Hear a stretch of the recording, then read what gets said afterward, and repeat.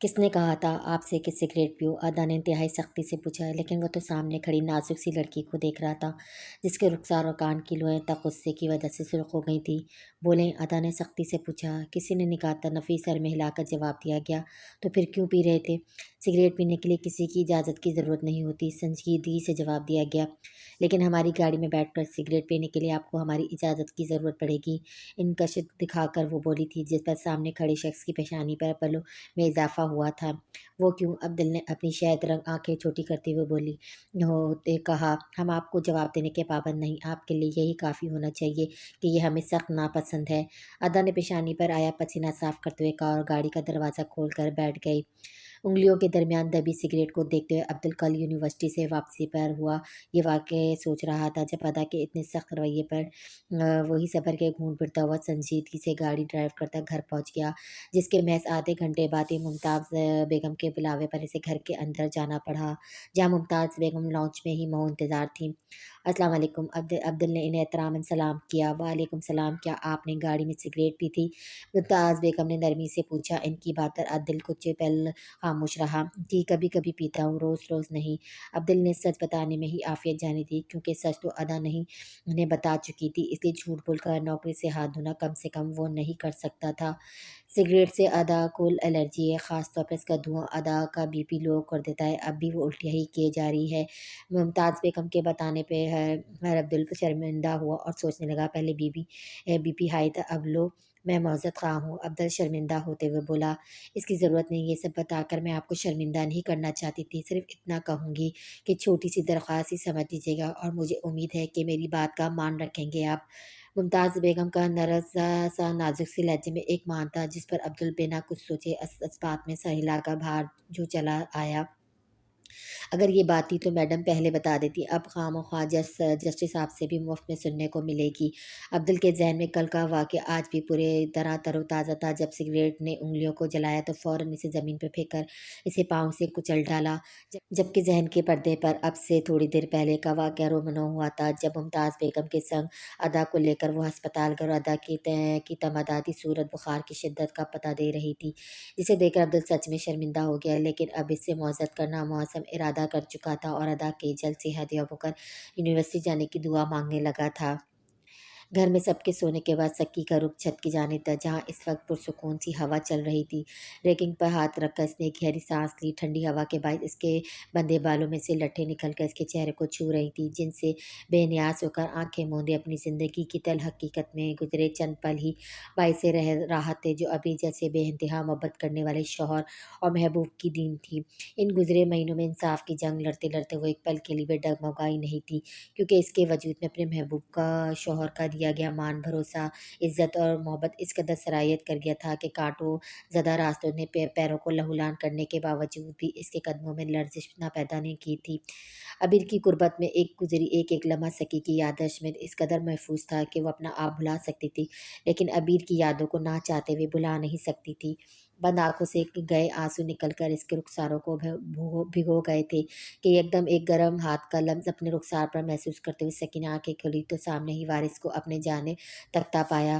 یہ کیا کر رہے تھے آپ؟ سکینہ سے 5 قد جاتا فاصلہ بڑھاتے ہوئے کہا اور ایک ہاتھ سے اپنے آنسو صاف کرنے لگی۔ آپ کیوں رو رہی تھی؟ سکی کی آنکھوں میں آنسو دیکھ کر وارث کے لہجے میں نامعلوم سا درد آیا تھا۔ میں آپ کو بتانے کی پابند نہیں ہوں، سکی کہتے ہوئے واپسی کا قدم ہی اٹھایا تھا کہ اپنی کلائی پہ وارث کے ہاتھ کا لمس پا کر میں آپ کو بتانے کی پابند نہیں ہوں، سکی کہتے ہوئے واپس کا قدم اٹھایا تھا کہ اپنی کلائی پر وارث کے ہاتھ کا لمس پا کر وہ اپنی جگہ ٹھہر سی گئی تھی۔ سکی، میں آپ کے ہر درد پر اپنی محبت کا مرہم رکھنا چاہتا ہوں۔ میں چاہتا ہوں کہ آپ کے سارے درد میں اپنے وجود میں منتقل کر لوں اور آپ کے وجود کو اپنی محبت سے اس دنیا کی ہر خوشی کے ساتھ بھر دوں۔ سخی کا رخ اپنی جانب گھنا پا کر وارث کسی ٹرانس سی کیفیت میں بے خود سا کہہ اٹھا تھا، جبکہ سکی تو وارث کے لفظوں کے پیچھے چھپے معنی کو جان کر مزید شدید حیرت و استجاب سے اس کے جذبوں سے لبریز آنکھوں میں دیکھ رہی تھی۔ کیا مجھے اجازت دو گی کہ میں تمہارے وجود کو اپنی محبت سے بھر دوں؟ وارث اس کی آنکھوں سے نکل کر رخسار پر بہنے والی نمی کو اپنے ہاتھ کے پونوں سے صاف کرتے ہوئے بولا تھا۔ نہیں نہیں، آپ کی ہمت بھی کیسی ہوئی یہ بکواس کرنے کی؟ اس کا لم محسوس کرتے ہوئے سکی بری طرح اس کا ہاتھ جھٹک کر بولی تھی۔ یہ بکواس نہیں سکی، میں بہت محبت، خدا کے لیے خاموش ہو جائیں وارث، خدا کا واسطہ ہے آپ کو۔ اس کے منہ سے اظہار محبت سن کر سکی یکدم ہاتھ سے باندھے چلا اٹھی تھی۔ آپ جانتے ہی کیا ہے میرے بارے میں کچھ جاننا بھی نہیں چاہتا، مجھے آپ کے حال سے محبت ہے، نہ کہ ماضی کے بارے میں تجسس۔ وارث نے فاصلہ ختم کرنا چاہتا جس پر سکی چند قدم مزید دور ہوئی تھی۔ آپ کی محبت کسی بلبلے کی مانند ہے جو ہوا کی تھوڑی سی زیادتی پہ برداشت کرنے کا متحمل نہیں ہوتا اور ختم ہو جاتا ہے۔ میرا ماضی بھی آپ کی محبت کو ختم ڈالے گا، کیونکہ ازل سے ہی بلبلے کی قدر میں فنا ہونا لکھا ہے۔ سکی وارث کی آنکھوں میں حیرت اور تعجب کے تاثرات دیکھتی وہاں سے جانے لگی، جب رک گئی لیکن پلٹ کر اسے دیکھا نہیں۔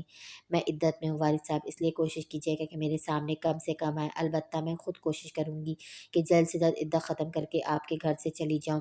سکی کہتے ہوئے ساتھ ہی سیڑھیاں اترتی اپنے کمرے میں چلی گئی، جبکہ اس کے انکشاف پر وارث ساکت ہی کھڑا رہ گیا تھا۔ آج ایک اہم کیس کا فیصلہ کرنے کے لیے احمد صاحب عدالت جانے کے لیے تیار ہو رہے تھے جب ان کے موبائل پر ہوتی بیل نے انہیں اپنی جانب متوجہ کیا۔ احمد صاحب نے انجان نمبر کو دیکھ کر گہرا سانس لیا اور کال اٹینڈ کر کے فون کا کان سے لگایا۔ ہیلو جسٹس صاحب، کیسے ہیں آپ؟ امید کرتا ہوں خیریت سے ہی ہوں گے۔ اب آپ یہ سوچ رہے ہوں گے میں کون ہوں، تو اپنے اس تگڑے ذہن پر زیادہ زور نہ ڈالیں، میں اپنا تعارف خود کروا دیتا ہوں۔ سردار عمیر سائیں بات کر رہا ہوں۔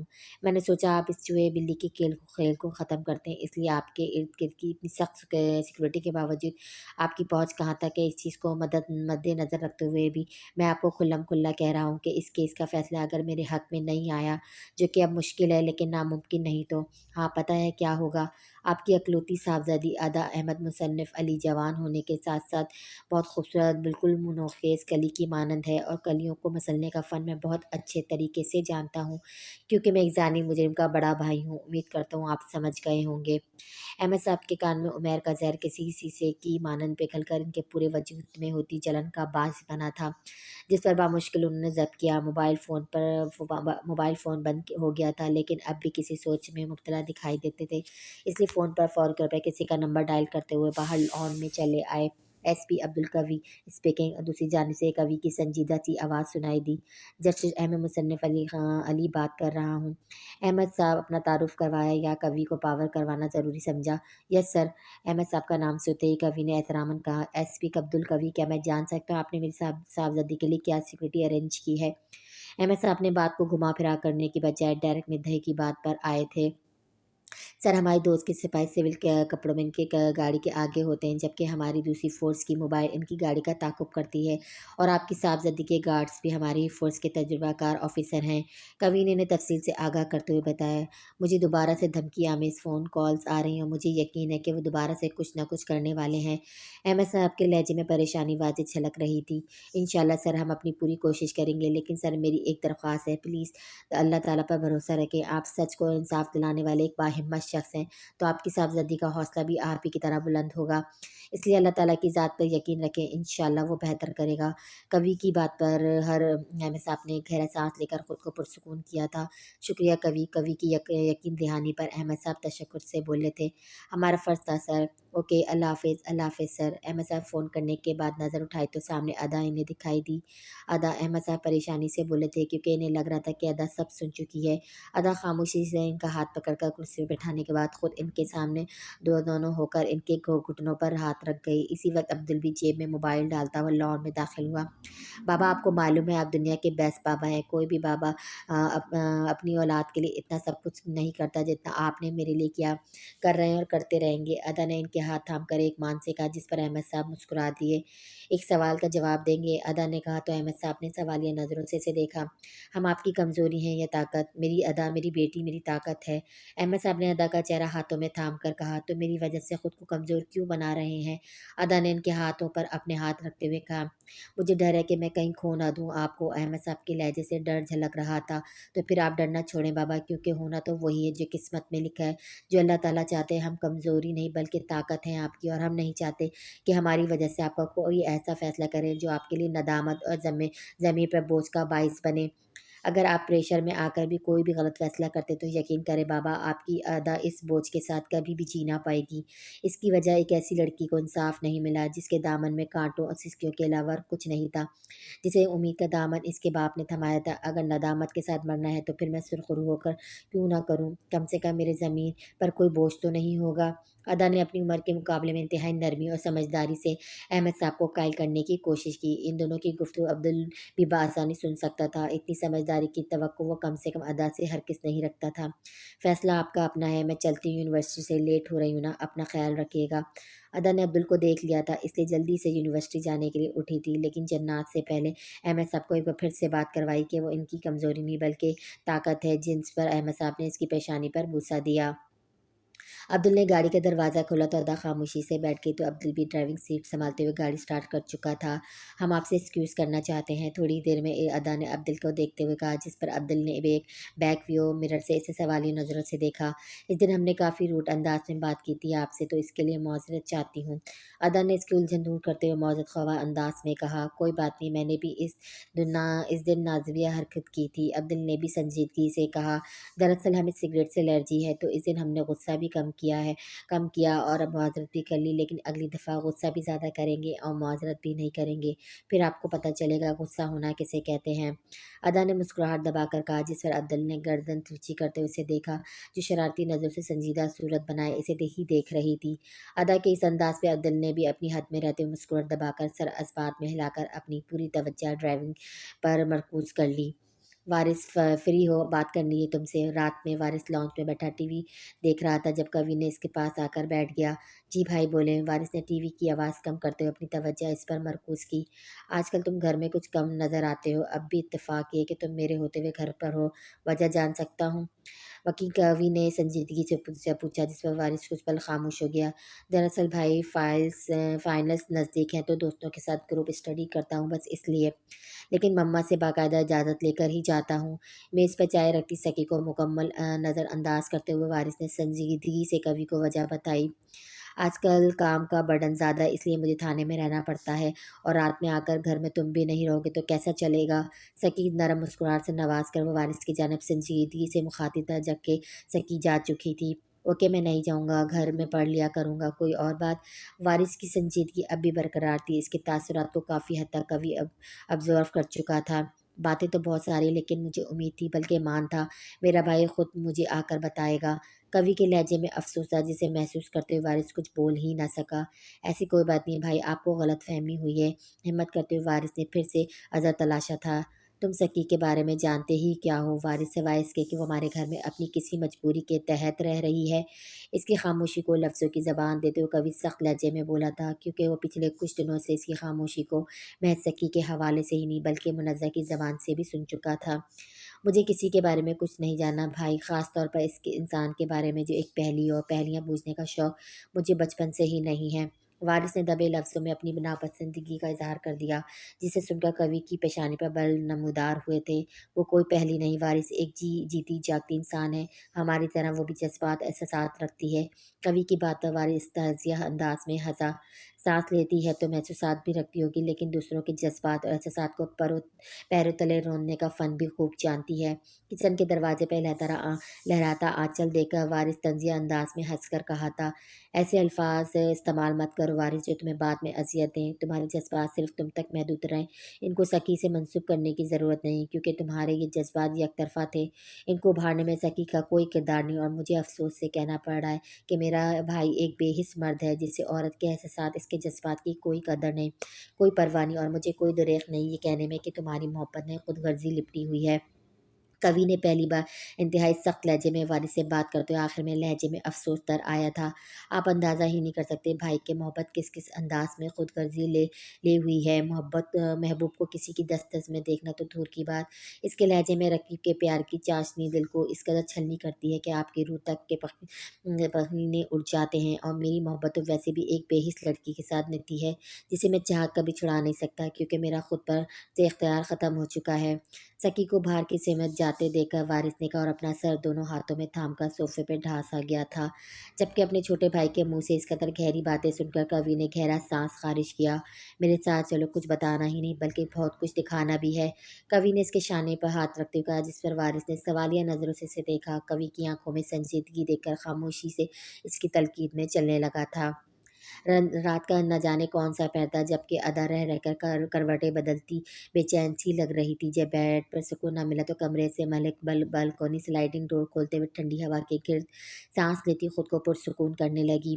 ठंडी हवा ने असाब पे अच्छा सर मरतब किया तो कमरे में जाने के लिए कदम बढ़ाए, लेकिन ग्राउंड फ्लोर से पत्तों की चरमराने की आवाज़ ने इसे मुतवज्जा किया। पहले ख्याल आया कि गार्ड्स भी हो सकते हैं, क्योंकि अदा के कमरे के बालकनी का दरवाज़ा जस्टिस हाउस की बैक साइड पर खुलता था, जहाँ गार्ड्स हर वक्त मौजूद रहते थे। लेकिन एक दफ़ा नज़र डालना ज़रूरी समझा। अदा ने जैसे ही नीचे झाँक कर देखा तो डिम लाइट्स की वजह से कोई हौला सा हरकत करता दिखाई दिया। रोशनी इतनी ज़रूर थी कि अदा को इसके कपड़ों से गार्ड्स का गुमान नहीं हो सकता था, क्योंकि वो जो कोई भी था पैंट शर्ट पहने, शर्ट के बाजू कोहनी तक मोड़े, दीवार की ओट में छुपकर चलता मुलाजमों के क्वार्टर्स की जाने पड़ रहा था। ऊपर से नीचे का मंजर वाज़ेह दिखाई दे रहा था, जबकि नीचे से ऊपर घने दरख्तों की शाखों में देखना मुश्किल अमर था। पुलिस से कोई चोर उचक्का नहीं लगता, ना मुलाजिम। फिर ये कौन है? अगर चेहरा ना ढका होता तो तजस्सुस ख़त्म हो जाता। इसके हौले को हरकत करता देखकर अदा सोच रही थी, और एक ख्याल आने पर फ़ौरन पहले नीचे की जानिब दौड़ी थी। बिजली की तेज़ी से सीढ़ियाँ फलांग कर घर के पिछले दरवाजे की लॉक की चाबी लाउंज में रखे दराज से लेती आराम से दरवाज़ा खोलकर दबे कदमों से बाहर को निकली और दीवार के साथ चलती तो उसे जानिब मुड़ने ही लगी थी, जब किसी ने इसके मुंह पर हाथ रखते हुए इसकी आवाज़ को दबा डाला। एक हाथ की लबों पर सख्ती और दूसरे हाथ से पेट पर पकड़ इतनी मजबूत थी कि अदा को अपनी पुश इसके चौड़े सीने में दबती महसूस हो रही थी। अदा ने हरकत करना चाहा, लेकिन सब बेसुध, क्योंकि सामने वाले की पकड़ इतनी मजबूत थी कि अदा का वजूद किसी पिंजरे में मौजूद चिड़िया जैसा लग रहा था, जो अपने परों को उड़ने के लिए फड़फड़ाती ज़रूर है, लेकिन तब तक आज़ाद नहीं हो सकती जब तक इसे पकड़ने वाला नहीं चाहता। अगर ऐसी ही हरकत करती रही तो यकीनन हम दोनों ही इनके सिलेंसर लगी गन का निशाना बन जाएंगे। कान पर गर्म सांसों की तपिश, होठों का कान को छूना और सरसी आवाज़ अदा के वजूद में अजीब सी लहर का मौजब बनी थी। जब दूसरी जानिब किसी और की और वजूद की मौजूदगी को एहसास करते हुए अदा सांस तक रुक गई थी, जो पहले ही मुश्किल से ले रही थी। बॉस, इस लड़की का वो कमरा वो था, लेकिन बदकिस्मती से वहाँ मौजूद नहीं है। अगर मौका मैल होता तो इसे छानबीन करते हुए साथ ही ले जाते, लेकिन ये जस्टिस का घर है, जिसकी सिक्योरिटी हद दर्जा सख्त है। इसे मजीद वक्त गुजारना हमारे लिए ख़तरे से खाली नहीं, और वैसे भी वो गार्ड्स होश में आना शुरू हो जाएंगे। दो हौले आपस में बातचीत करते हुए मोहतात अंदाज में चल रहे थे, जब एक ने दूसरे से कहा, हाँ सही है, अब चलना चाहिए। दूसरे आदमी ने कहा और राहदरी की दूसरी जानिब मुड़ गए। तो इस आदमी ने अदा को फ़ौरन खुद से थोड़ा दूर करते हुए उसका रुख अपनी जानिब मोड़ लिया। यहाँ से 1 इंच भी नहीं हिलना और बिल्कुल खामोश रहना। तुम्हारी एक छोटी सी गलती मौत के मुंह तक ले जा सकती है। अदा के शानों पर सख्ती से दबाव डालकर कहते हुए उसने अदा की पुश्त दीवार के साथ लगाते हुए पैंट में अड़सा हुआ पिस्तौल निकालते हुए राहतरी मुड़ गया। ये सब इतनी अचानक हुआ कि अदा को इसके कुछ बात समझ आई कुछ नहीं, जबकि वो गहरे गहरे सांस लेती एसपी अब्दुल कवी के अपने वजूद पे बख्शे लम्स को महसूस करती इसकी गुर्बत का यकीन करती रह गई। जब अचानक हुए दो फायर ने इसकी सोचों के तसलसल को तोड़ा और एक जोरदार चीख इसके हलक से बरामद हुई। फायरिंग की आवाज़ जिस अंदाज में गूंजी, जस्टिस हाउस में फ़ौरन इमरजेंसी नाफिज हो गई थी। हर सिम की लाइट्स ऑन हो गई। वो अमला जो बेहोशी के जेर असर था, इस अचानक हुई अफदाद पर बामुश्किल होश संभालते अपनी पोषण संभाल चुके थे, जबकि अदा खौफ के बायस कांपती इस रायती की जानिब भागी, जहाँ कवि कुछ ही देर पहले गया था। अदा जैसी इस जगह तक पहुंची, वो दोनों आदमी ज़मीन पर गिरे खून से लथपथ पड़े करा रहे थे, और वहाँ कवि इनकी सांसों को टटोलता इनको जिंदा होने का यकीन करा रहा था। बेशुमार खून जो इर्द गिर्द बिखरा पड़ा था, इसे देखती अदा का चेहरा लट्ठे की मानन से फैद पड़ गया था, जबकि आंखें हैरत और खौफ से यकदम फटी थीं। वही जस्टिस अहमद मुसन्निफ अली की आवाज़ पर होश से बेगाना ज़मीन पर गिरने ही वाली थी, जब कवि ने इसे मजबूत बाजुओं के हल्के में थाम लिया। आसमान पर कहीं कहीं टमटमाते सितारों को सुबह की फूटती हल्की रोशनी सरखम तस्लीम करने पर मजबूर कर दिया था, जबकि सितारे भी बाखुशी अपनी हार तस्लीम करते सुबह की रोशनी और ठंडी हवा को तहे दिल से खुश आमदीद कह रहे थे। चांद आसमान के वस्त में खड़ा फलक के बेताज बादशाह की जी हुजूरी करता नजर आ रहा था। जिस पर नज़र टिकाए वो शबनम ज़दा ठंडी घास पर पाँव रगड़ती झूले को धीमे धीमे झूल रही थी। इस हसीन मंजर को इस कदर अनहमाक से देखने में महू थी कि अपने पास किसी کسی کی موجودگی کو محسوس ہی نہ کر پائی اور موہیت برقرار رکھی جب اس کی یہی موہیت دوسرے وجود کو ناگوار گزری تھی۔ تم اتنی بے پرواہ ہو یا بنتی ہو؟ ایک جھٹکے میں سکی کو بازو سے پکڑ کر اٹھاتے وارث پہ لجک لہجے میں بولا تھا، جبکہ سبھی سکی یکدم ہی گھبرا گئی تھی۔ میں سمجھی نہیں آپ کی بات۔ دھڑکتے دل پر ہاتھ رکھتے سکی نے سوالیہ نظروں سے دیکھا۔ میں نے جو کہا اور جو پوچھا وہ تم اچھے سے سمجھ گئی ہو، پھر سوال کرنے کا فائدہ؟ اس کے سوال پر بگڑتے ہوئے وارث نے پوچھا۔ جو آپ نے کہا اور جو پوچھا اگر میں سمجھ گئی ہوں تو پھر بھی کم سے کم خود کو آپ کے سامنے جواب دینے کی پابند نہیں سمجھتی۔ اس کے بگڑے تیوروں کو دیکھ کر سکی بھی غصے میں بول کر جانے ہی لگی تھی جب وارث نے اس کی کلائی کو پکڑ کر اسے جھولے پر گرایا اور اس کے چہرے پر جھک گیا تھا، اتنا کہ محض 2 انچ کا فاصلہ رہ گیا۔ اگر میں چاہوں تو ابھی اور اسی وقت تمہیں ناپابند بنا دوں، لیکن میں ایسا کروں گا نہیں، کیونکہ کچھ حقیقتیں ایسی ہیں کہ جن سے آگاہی شدید ضروری ہوتی ہے۔ اگر ان سے آشنا نہ ہوا جائے تو انسان خود ہی گھٹ گھٹ کر مرنے لگتا ہے۔ وارث کی سانسوں کی تپش سکی کا چہرہ جھلسا رہی تھی۔ اس پر غنیمت اس کا سرسراتا سرد لہجہ سکی بے اختیار اس کی آنکھوں میں دیکھنے پر مجبور ہوئی۔ تمہیں کیا لگا تھا کہ میں 24 سالہ ایک بے حس بے وقوف مرد ہوں جو تمہاری محبت میں پاگل ہو کر گلیوں بازاروں میں تمہاری بے وفائی کے قصے پڑھوں گا؟ لبوں کو دانتوں تلے دبائے آنکھوں اور اس کی سرخ آنکھوں میں جمائے انتہائی ضبط سے وہ وارث کے تحقیر آمیز الفاظ سن رہی تھی۔ جس راہ پر آپ رفتے سفر باندھ رہے ہیں اس کی منزل خاردار کانٹوں سے بھری پڑی ہے، جس میں دکھ، درد، اذیت ایسی جھونکیں ہیں جو آپ کے جسم میں موجود خون کا آخری قطرہ بھی نچوڑ ڈالیں گی۔ رخسار پر بہتے بے بسی کا ایک قطرہ سکی کے وجود میں پنہاں خلفشار کی علامت تھا۔ تم ہو کیا، سمجھتی کیا ہو اپنے آپ کو؟ محض 19 سال کی انمیچور لڑکی ہو تم، اور باتیں ایسی کہ بڑے بڑے معلموں کو مات دے جاؤ۔ سکی کی جبڑوں کو ہاتھ کی گرفت میں لیتے ہوئے وارث ٹھنڈے ٹھار لہجے میں غررایا تھا۔ عقل کا عمر کے ساتھ کوئی تعلق نہیں، بلکہ یہ دنیا کی بخشی کی گئی ٹھوکروں سے آتی ہے، اور جہاں تک بات ہے کہ میں خود کو کیا سمجھتی ہوں تو سردار عبیر سائے کی محبوب بیوی اور ان کی بیوہ، سردار زبیر کی زیادتی کے باعث متاثرہ لڑکی، اور ایک ایسی ماں جس کی کوکھ میں پلنے والی اولاد کا باپ لاپتہ ہے، جو یہ تک نہیں جانتی کہ اس کے بطن میں پلنے والا بچہ اس کے مرحوم محبوب شوہر کا ہے یا شوہر کے چھوٹے بھائی کا۔ آنکھوں سے گرم سیال بہتا ٹھوڑی سے ٹپک کر دامن میں جبس ہو رہا تھا اور ٹھنڈی ہوا کے باعث عجیب سا لطف دے رہا تھا، جبکہ گہرے سانس لے کر بے تحاشا سرخ آنکھوں سے ضبط کے باعث ساکت کھڑے وارث کی سرخ آنکھوں میں جمی ہوئی تھی، جو اس نئے انکشاف پر بے حس و حرکت کھڑا تھا۔ آپ بتائیں، باقی کون سی حقیقت رہ گئی جس سے آپ نا آشیانہ رہ گئے؟ سوال کریں، میں جواب دینے کے لیے تیار ہوں، لیکن اس کے بعد میں آپ کی جواب دہ نہیں ہوں گی، کیونکہ ایک چھت تلے رہنے کا جو رشتہ ہمارے مابین ہے اسے آج سے میں ختم کرنے کا ارادہ باندھ چکی ہوں۔ بے دردی سے آنسو رگڑتے ہوئے سکی صفاقی سے بولی تھی، لیکن وارث کی قوت گواہی ایک ایسی حقیقت سے مفلوج ہوئی جس کے بارے میں جان کر اس کے اندر ایک تلاطم سے برپا ہوا تھا، جس میں وہ چلانا چاہتا تھا، لیکن کوشش کرنے کے باوجود بھی اس کی آواز حلق سے نہ نکل پائی۔ امید کرتی ہوں کہ اس حقیقت کا سیلاب آپ کی محبت کو جھاگ کی مانند بٹھا دے گا۔ کندھوں پر ڈھل کے دوپٹے کو سر پر درست کرتی ہوئی سکی نے کہا، اور ایک نظر لٹھے کی مانند سفید چہرہ لیے وارث پر ڈالی اور اندر کے جانب قدم بڑھا لیے، جبکہ اس کے جانے پر بھی وارث کا تسلسل نہ ٹوٹا تھا۔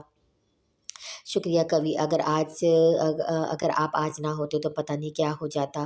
احمد صاحب تشکر بھرے لہجے میں ادا کو دیکھتے ہوئے کوی سے بولے، جو بیڈ پر دوائی کے زیر اثر لیٹی سو رہی تھی۔ نہیں سر، شکریہ کی ضرورت نہیں، یہ میرا فرض تھا۔ کوی، جو احمد صاحب کے پاس ہی صوفے پر بیٹھا ہوا تھا، فوراً بولا، احمد صاحب اگر میری بیٹی کو کچھ ہو جاتا تو میں کیا کرتی؟ ادا کے چہرے کو نرمی سے چھوتے ہوئے ممتاز بیگم نم آنکھوں سے بولی، انہیں کچھ بھی نہیں ہوتا آنٹی، بس آپ اللہ تعالیٰ پر یقین کامل رکھیں، وہ آپ کی بیٹی کے حق میں بہترین کرے گا۔ کوی صاحب نے احمد صاحب جو خاموش بیٹھے دیکھ کر ممتاز بیگم کو دلاسا دیا، جس پر وہ نم آنکھوں سے مسکرا کر اس فجیع شہزادے کو دیکھنے لگی۔ اگر آج وہ نہ ہوتا تو خدا ہی بہتر جانتا تھا کہ ان کی بیٹی کا مستقبل کسی اندھیری رات کی طرح ہوتا۔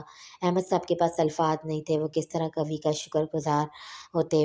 کچھ معلوم ہوا کہ وہ جسٹس کے گھر میں کیسے گھسے، حتیٰ کہ اتنی سخت سیکورٹی تھی؟ احمد صاحب نے کوی سے پوچھا۔ میں نے چھان بین کی ہے سر، گارڈز کو ڈاٹ گنز کے ساتھ بے ہوش کیا گیا اور مجرم گھر کی اگلی دیوار کو پھیلان کر اندر گھسے ہیں۔ اس کے ساتھ غنیمت یہ کہ یہ بے ہوشی کی دوا کی ٹائمنگ کم تھی، کیونکہ محض 15 منٹس کے اندر اندر وہ دوبارہ سے ہوش میں آنا شروع ہو گئے تھے، جس کا ہمیں یہ فائدہ ہو گیا انہوں نے گھر کے تمام اطراف کا اچھے سے محاصرہ کر لیا اور کسی اور کی موجودگی کو نہ پا کر فائنل رپورٹ دی۔ کوی نے تفصیل ان کے گوش گزار کی تھی، جس پر وہ سر ہلا کر رہ گئے۔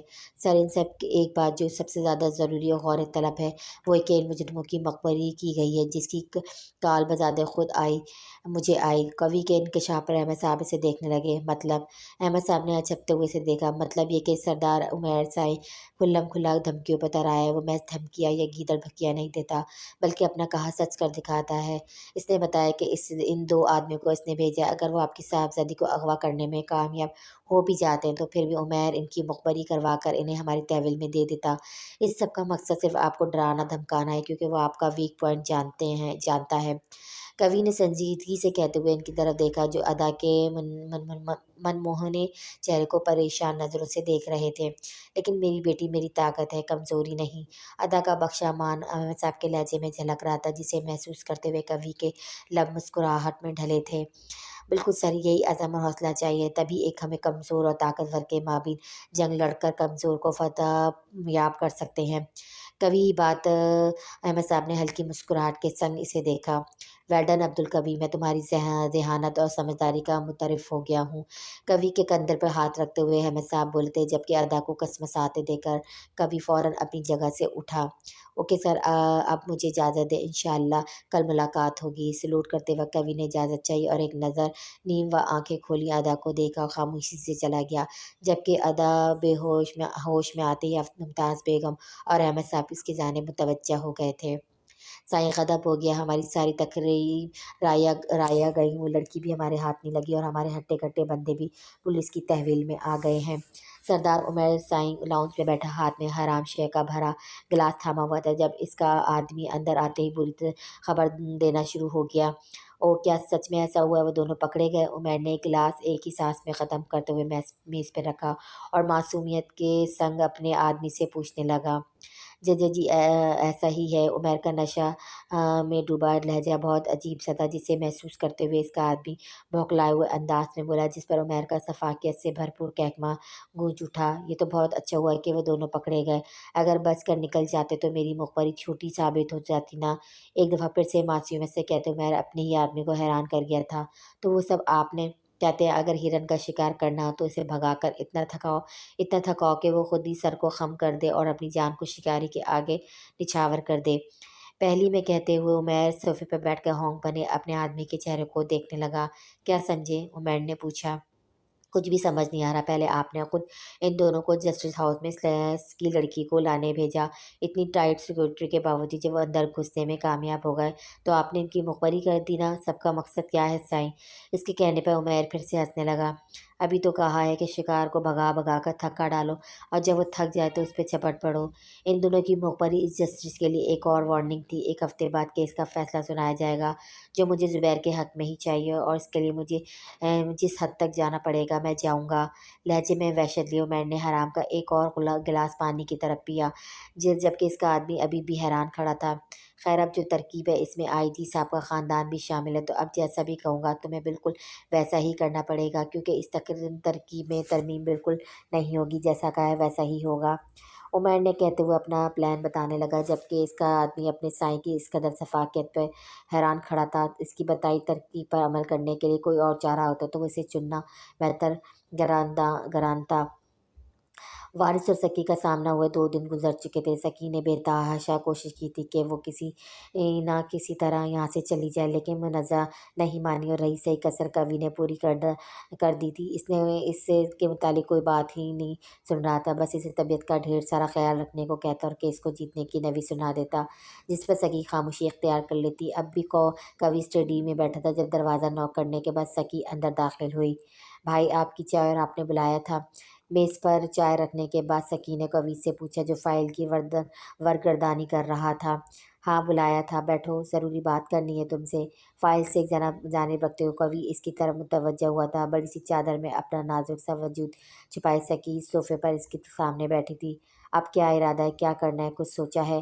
बस मुझे इंसाफ चाहिए। जैसे ही मेरा मुजरिम तख्तादार पर चढ़ा, मैं समझ जाऊंगी कि मेरा मकसद मुकम्मल हुआ। सकी के लबों पर अज़ियत ज़दा मुस्कुराहट थी। अपने बच्चे का क्या करोगी, कैसे पालोगी इसे? गरीबी की ज़िंदगी तो मैंने भी गुजारी है, तो मेरी औलाद भी गुजार लेगी। लेकिन इसकी और मेरी ज़िंदगी में बहुत फ़र्क है। मेरे पास मेरे वालिदैन थे, इसके बाद अब ईसाई की बेलौस मोहब्बत जिसने मुझे अभी तक ज़िंदा रखा हुआ। लेकिन मेरी औलाद की पेशानी पर पैदा होते कार की औलाद का लेबल चिपसा होगा, जो हर गुजरते दिन के साथ इसके लिए नई अजियत, नया दर्द और गहरी तकलीफ़ें लेकर आएगा, जो इसे अंदर ही अंदर दीमक की तरह चाट जाएंगी। लेकिन वो मेरा बच्चा होगा तो सब्र करना भी सीख जाएगा। सकी के होठों पर मध्यम मुस्कुराहट थी, जबकि इसके पीछे छुपा दर्द कवि के साथ साथ किसी और ने भी महसूस किया था। ज़िंदगी एक लड़की के लिए वैसे भी बहुत मुश्किल है सकी, और तुम अपने बच्चे के साथ अकेले इस माशरे से जंग कैसे लड़ पाओगी? मुश्किल है लेकिन नामुमकिन नहीं है भाई। अपनी औलाद के लिए हर माँ मुश्किलात का सामना करती है, तो मैं भी कर जाऊँगी। और अगर कल को तुम्हारे बच्चे ने अपना हिस्ब नसब पूछा, अपने बाप का नाम पूछा, फिर क्या जवाब दोगी इसे? कवि की बात पर सकी खामोश हो गई। बोलो सकी, कवि ने इसे बोलने पर उकसाया था। मेरी और औलाद के लिए यही हवाला काफ़ी होगा कि वो मेरी औलाद है। मैं आपसे सिर्फ इतना गुजारिश करूँगी, मुझे इंसाफ दिला दीजिए। आपका ये एहसान मैं ज़िंदगी भर नहीं भूलूँगी। जैसे ही इस केस का फैसला आया, मैं यहाँ से चली जाऊँगी। फिर आपको कभी भी अपनी शक्ल नहीं दिखाऊँगी, सिवाय तब जब मुझे लगा कि मैं आपके एहसान का बदला चुकाने के लिए काबिल हो गई होंगी। सकी ने बहती आँखों से कवि से सामने हाथ जोड़ दिए थे, जिन्हें स्टडी में दाखिल होती मुन्नज़्ज़ा ने थाम कर सकी को अपने साथ लगाकर कवि की जानिब देखने लगी।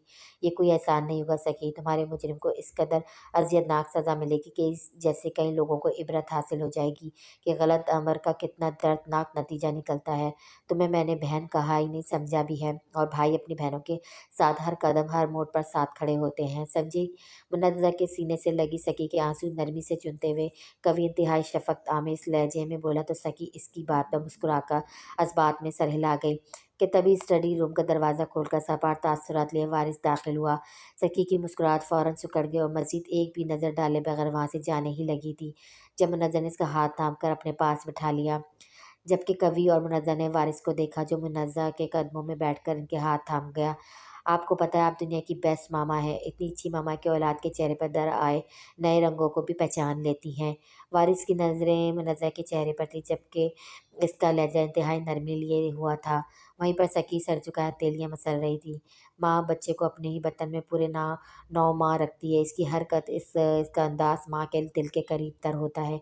और फिर जब बच्चा इस दुनिया में आता है, तो वही माँ बच्चे के तासुरात इसकी कलकारियों से भांप लेती है कि इसका बच्चा क्या चाहता है। एक माँ के लिए ये मायने नहीं रखता कि इसका बच्चा पहले शौहर से है या दूसरे से। इसके लिए मायने ये रखता है कि वो बच्चा इसके वजूद का हिस्सा है, और अपने वजूद के हिस्सों से जानवर तक मोहब्बत करते हैं, और हम तो फिर इंसान हैं। वारिस के चेहरे पर मोहब्बत से हाथ फेरते हुए मुन्नज़्ज़ा ने कहा। कवि वारिस और सकी मुन्नज़्ज़ा की बातें सुन रहे थे। तो फिर तो आप लाइल्म तो नहीं होंगी, आपका बेटा क्या चाहता है? वारिस की बात पर मुन्नज़्ज़ा ने कवि की जानिब देखा, और कवि ने सकी की जानिब, जो कवि के देखने पर अपना सर झुका गई थी। अगर बच्चा किसी चीज़ के लिए ज़िद करे तो इसे डांट पट कर खामोश करवाया जा सकता है वारिस, लेकिन जवान औलाद की सही और हक बात को टालना इसे खुद सर बना देता है। मुन्नज़्ज़ा के अल्फाज में छुपे मायने को समझते हुए वारिस हल्का सा मुस्कुरा दिया। वहीं पर सकी बगैर किसी की तरफ देखे स्टडी रूम से बाहर निकल गई। इसके रिएक्शन पर जहाँ कवि ने गहरा सांस लिया, वहीं पर वारिस ने आंखें बंद की थी। मेरे बस में होता तो अपने बच्चे की हर खुशी को पलकों पर सजा देती। वारिस की पेशानी पर बूसा देते हुए मुन्नज़्ज़ा बेबस लहजे में बोली थी। तुम्हें अंदाज़ा है वारिस, ये किस कदर भारी जिम्मेदारी है? कवि के सवाल पर वारिस ने गर्दन घुमाकर इसे देखा, जो संजीदा नज़रों से इसे देख रहा था। सारी ज़िंदगी हम अपने वजूद का बोझ पैरों पर डालकर हर कामयाबी की सीढ़ी पर कदम जमाते हैं।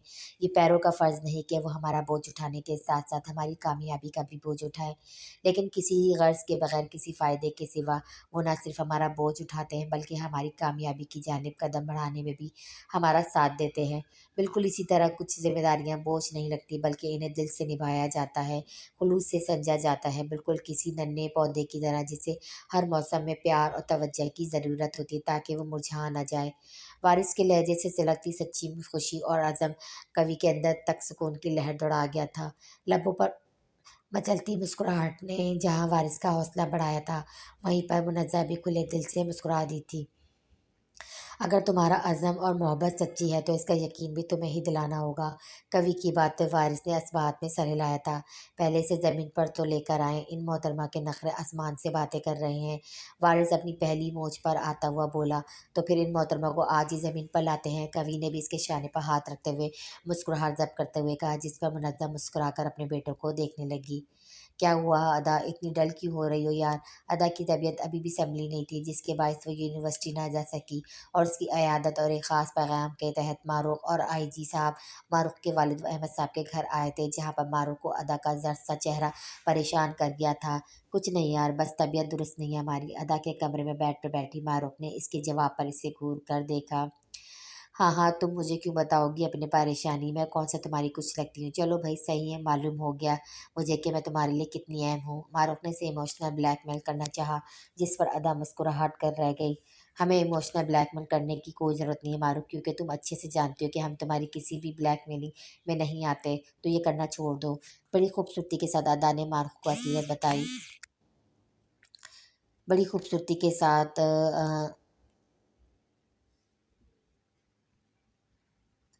بڑی خوبصورتی کے ساتھ ادا نے ماروق کو اصلیت بتائی، جسے سن کر وہ محض گھور کر رہ گئی۔ سچائی وہ احمد صاحب کے منع کرنے پر نہیں بتا سکتی تھی کہ اس کی حساسیت کو لے کر وہ بہت زیادہ پریشان اور پریشر میں تھے۔ اب ایسے گھور کر مت دیکھو، الزبتھ کی چھوٹی بہن لگ رہی ہو، ادا نے ہنستے ہوئے کہا۔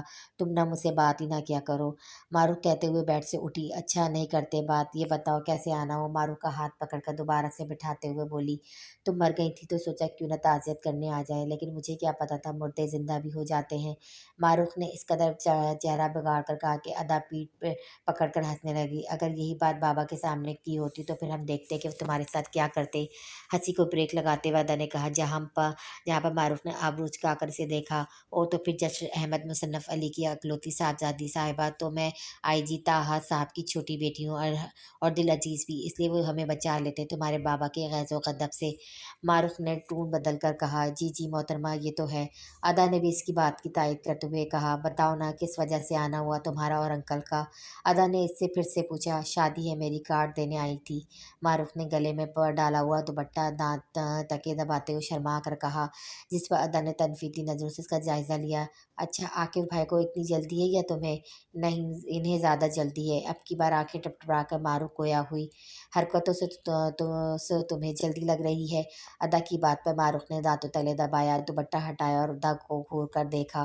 تمہیں یاد نہیں ہوگا لیکن میں نے تمہیں بتایا تھا کہ بھائی کی منگنی کا فنکشن رکھنا ہے، لیکن تمہیں میری بات کہاں یاد ہوگی، کیونکہ تمہارے نزدیک میری کوئی اہمیت ہی نہیں۔ معروف نے ناراض نظروں سے اسے دیکھتے کہا، ارے ایسی کوئی بات نہیں یار، تمہاری خوشی اور ناراضگی میرے لیے بہت اہم معنی رکھتی ہے۔ ایسے ناراض نہ ہو، بابا کے پریشان ہونے کی وجہ سے میں بھی پریشان ہو گئی تھی، تو یہ بات ذہن سے نکل گئی، سوری یار۔ ادا نے اسے اپنے حصار میں لیتے ہوئے صفائی پیش کی۔ تم بھی پریشان نہ ہوا کرو ادا، میں پریشان ہو جاتی ہوں۔ معروف نے سب ناراضگی دور کرتے ہوئے ادا کے گرد بازو حمائل کیے تھے۔ اچھا یہ بتاؤ، کپڑے ہیں تمہارے پاس پہننے کے لیے؟ معروف نے اسے دور کرتے ہوئے پوچھا، جس پر ادا نے نفی میں سر ہلایا۔ ہاں کیوں ہوں گے، اس دن بھی تمہارے ہائی بی پی کی وجہ سے شاپنگ نہیں کر سکے تھے، اور ویسے بھی مما نے کہا کہ تمہارے ساتھ جانے کو۔ اب اٹھو جلدی سے چینج کر کرو، پھر اکٹھے چلتے ہیں شاپنگ پر۔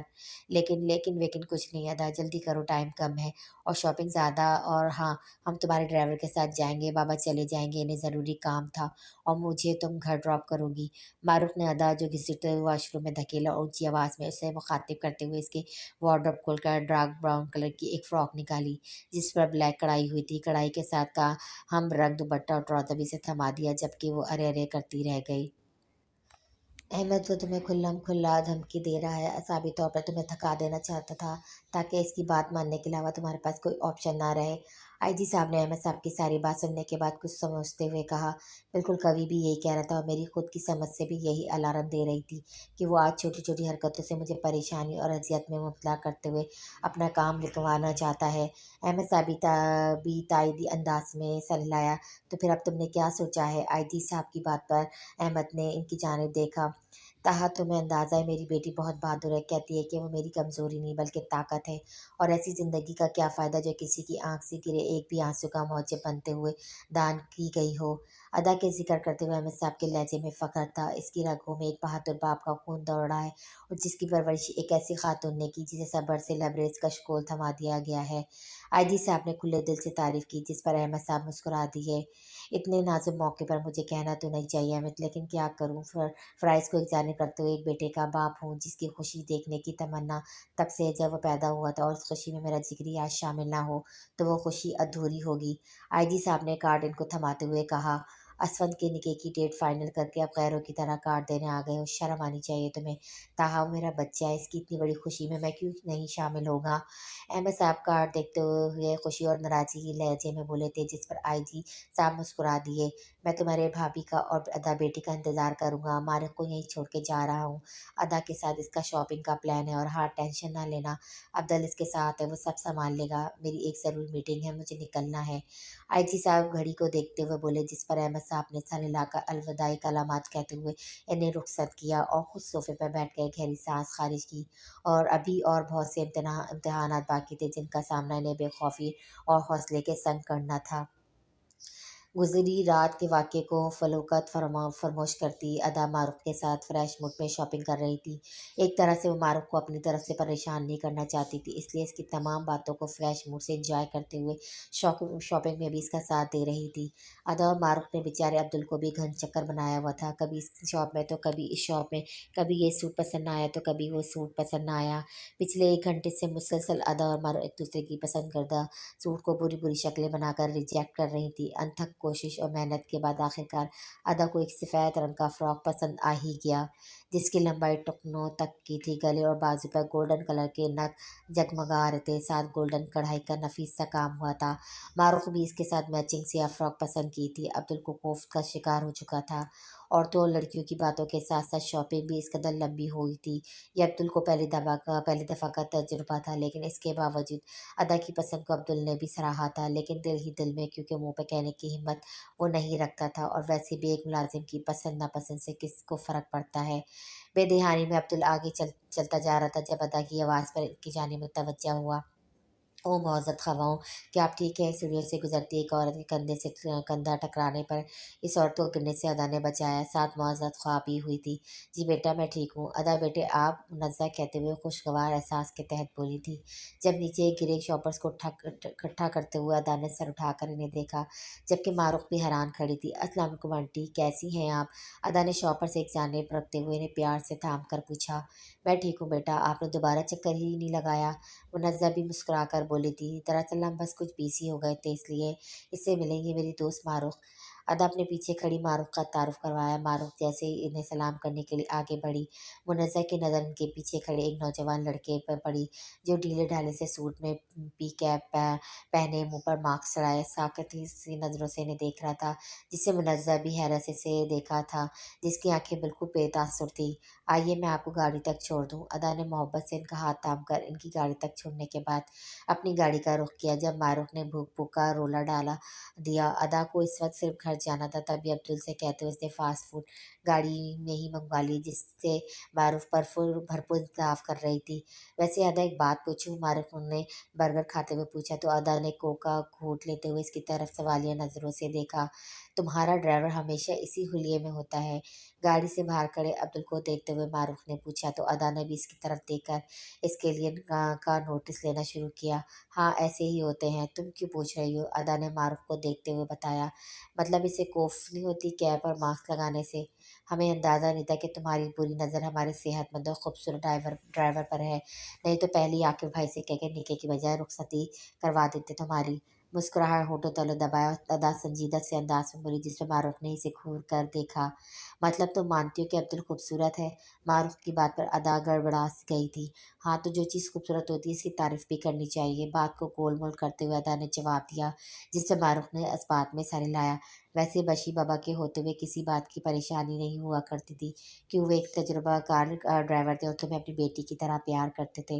लेकिन बेड़ा गर्क इनके दुश्मनों का, जिन्होंने ज़रा भी रहम ना खाया। एकदम ही माहौल संजीदा सा हो गया। मारूफ की बात पर अदा ने इस बात में सर हिलाया और अब्दुल को जलने का इशारा कहा। वैसे अंकल को क्या सूझी थी कि एक खूबसूरत और स्मार्ट से लड़के को तुम्हारा ड्राइवर बना दिया, जिसकी महज आंखें इतनी खूबसूरत है, तो वो कितना खूबसूरत होगा। और ये तुम्हारा ड्राइवर कम और गार्ड सादा नजर आता है ना। अब्दुल को गाड़ी में बैठते देखकर मारूफ ने अदा के कान में सरगोशी की, लेकिन इस सरगोशी की आवाज़ इतनी ज़रूर थी जिसे अब्दुल भी आसानी सुन चुका था, और कोई भी तासुर दिए बैठे बैठे बगैर गाड़ी स्टार्ट करने लगा। जब एक सरसरी सी नज़र बैक व्यू मिरर पर पीछे डाली, जहाँ अदा हिमी जैसी बुरी आंखों को मजीद बड़ा किए मारूफ को घूर कर खामोश रहने का इशारा कर रही थी, मास्क से ढके होठों पर मुस्कुराहट फैल गई थी। खुले से आसमान तले हाथ की उंगलियों पर सिगरेट जमाए होठों से कश लगाते हुए उमैर किसी गहरी सोच में गर्क था। जब पास पड़े मेज पर बड़ा मोबाइल जंगाड़ने लगा तो उमैर ने कोफ से इसे देखा, लेकिन नाम लेकर इसकी कोफ ज़्यादा तासुरात एकदम जीत की चमक से जगमगा उठे थे। हाँ बोलो, काम हुआ कि नहीं? फ़ोन कहाँ लगाते ही उमैर बेकरारी से बोला था। दूसरी जानिब न जाने क्या कहा गया, जिस पर उमैर का फ़रौनियत से लबरेज कहकमा बुलंद हुआ। किसी की नज़रों में आए बगैर इसे यहाँ ले आओ। अगला हुक्म सातिर करते हुए उमैर ने फ़ोन बंद करते हुए दोबारा मेज़ पर रखा और मेज़ पर ही पड़ी राइफ़ल को साथ उठाकर सामने पड़े पिंजरे में मौजूद खूबसूरत और दिलकश कबूतरों में से एक पर फायर खोल दिया। ठा की आवाज़ के साथ ही जहाँ एक कबूतर जान की बाजी हार गया था, वहीं पर इर्द गिर्द के इलाके में आवाज़ फैली। इसी आवाज़ की दहशत से दूसरे जानवर भी सहम गए थे। दुराब का तो हमारे पास है जजी साहब, अब कैसे इंसाफ दिला पाएंगे आप सकी और साय का अबीर साई को। राइफल को मेज पर दोबारा से रखते हुए उमर का एक बार मरतबा फिर कहकमा बुलंद हुआ था। एक बाप की मोहब्बत फर्ज पर कैसे हावी हो सकती है? गिलास में शराब उंडलते हुए उमर ने खुद से सवाल किया, जैसे तुमने अपनी ही औलाद को मौत के घाट उतारा, अपनी बेजा जिद और न की वजह से। बिल्कुल वैसे। गिलास में शराब उंडलते हाथ एकदम थम से गए थे। ये शायद उमर की ज़मीर की आवाज़ थी जो इसे अब भी मलामत कर रही थी। नहीं, मैंने इसे नहीं मारा, वो इतनी ही उम्र लिखवा कर आया था। गिलास और बोतल को ज़ोर से टेबल पर मारते हुए उमर चिल्ला उठा था, मुझे किसी भी सूरत में कमज़ोर नहीं पड़ना। मैं सरदार उमर साई हूँ, गाँव के सरदार का बेटा, और एक सरदार जिसका हुक्म मानते हैं लोग, जो सब पर सिर्फ हुक्मरानी करने के लिए ही पैदा किया गया है। लहजे में गुरूर सा था जो अर्श वाले को ज़रा बराबर भी पसंद नहीं आया था। जस्टिस अहमद मुसन्निफ अली, तैयार हो जाओ मेरे और मेरे भाई के हक में फैसला करने के लिए, क्योंकि आपकी अकलौती साहबजादी साहिबा इस वक्त मेरे बनाए गए पिंजरे में कैद हो गई है। इन्हें तब तक रिहाई नहीं मिल सकती जब तक मैं ना चाहूँ। अपने सीने पर उंगली ठोकर कहते हुए उमर ख्याल में सही अहमद साहब से मुखातिब था, जबकि इस फार्म हाउस के दर दीवार इस फ़रौन की फ़रौनियत के दावे से खुदा के गज़ ग़दब और अजाब के आसार रोनुमा होते देख रहे थे।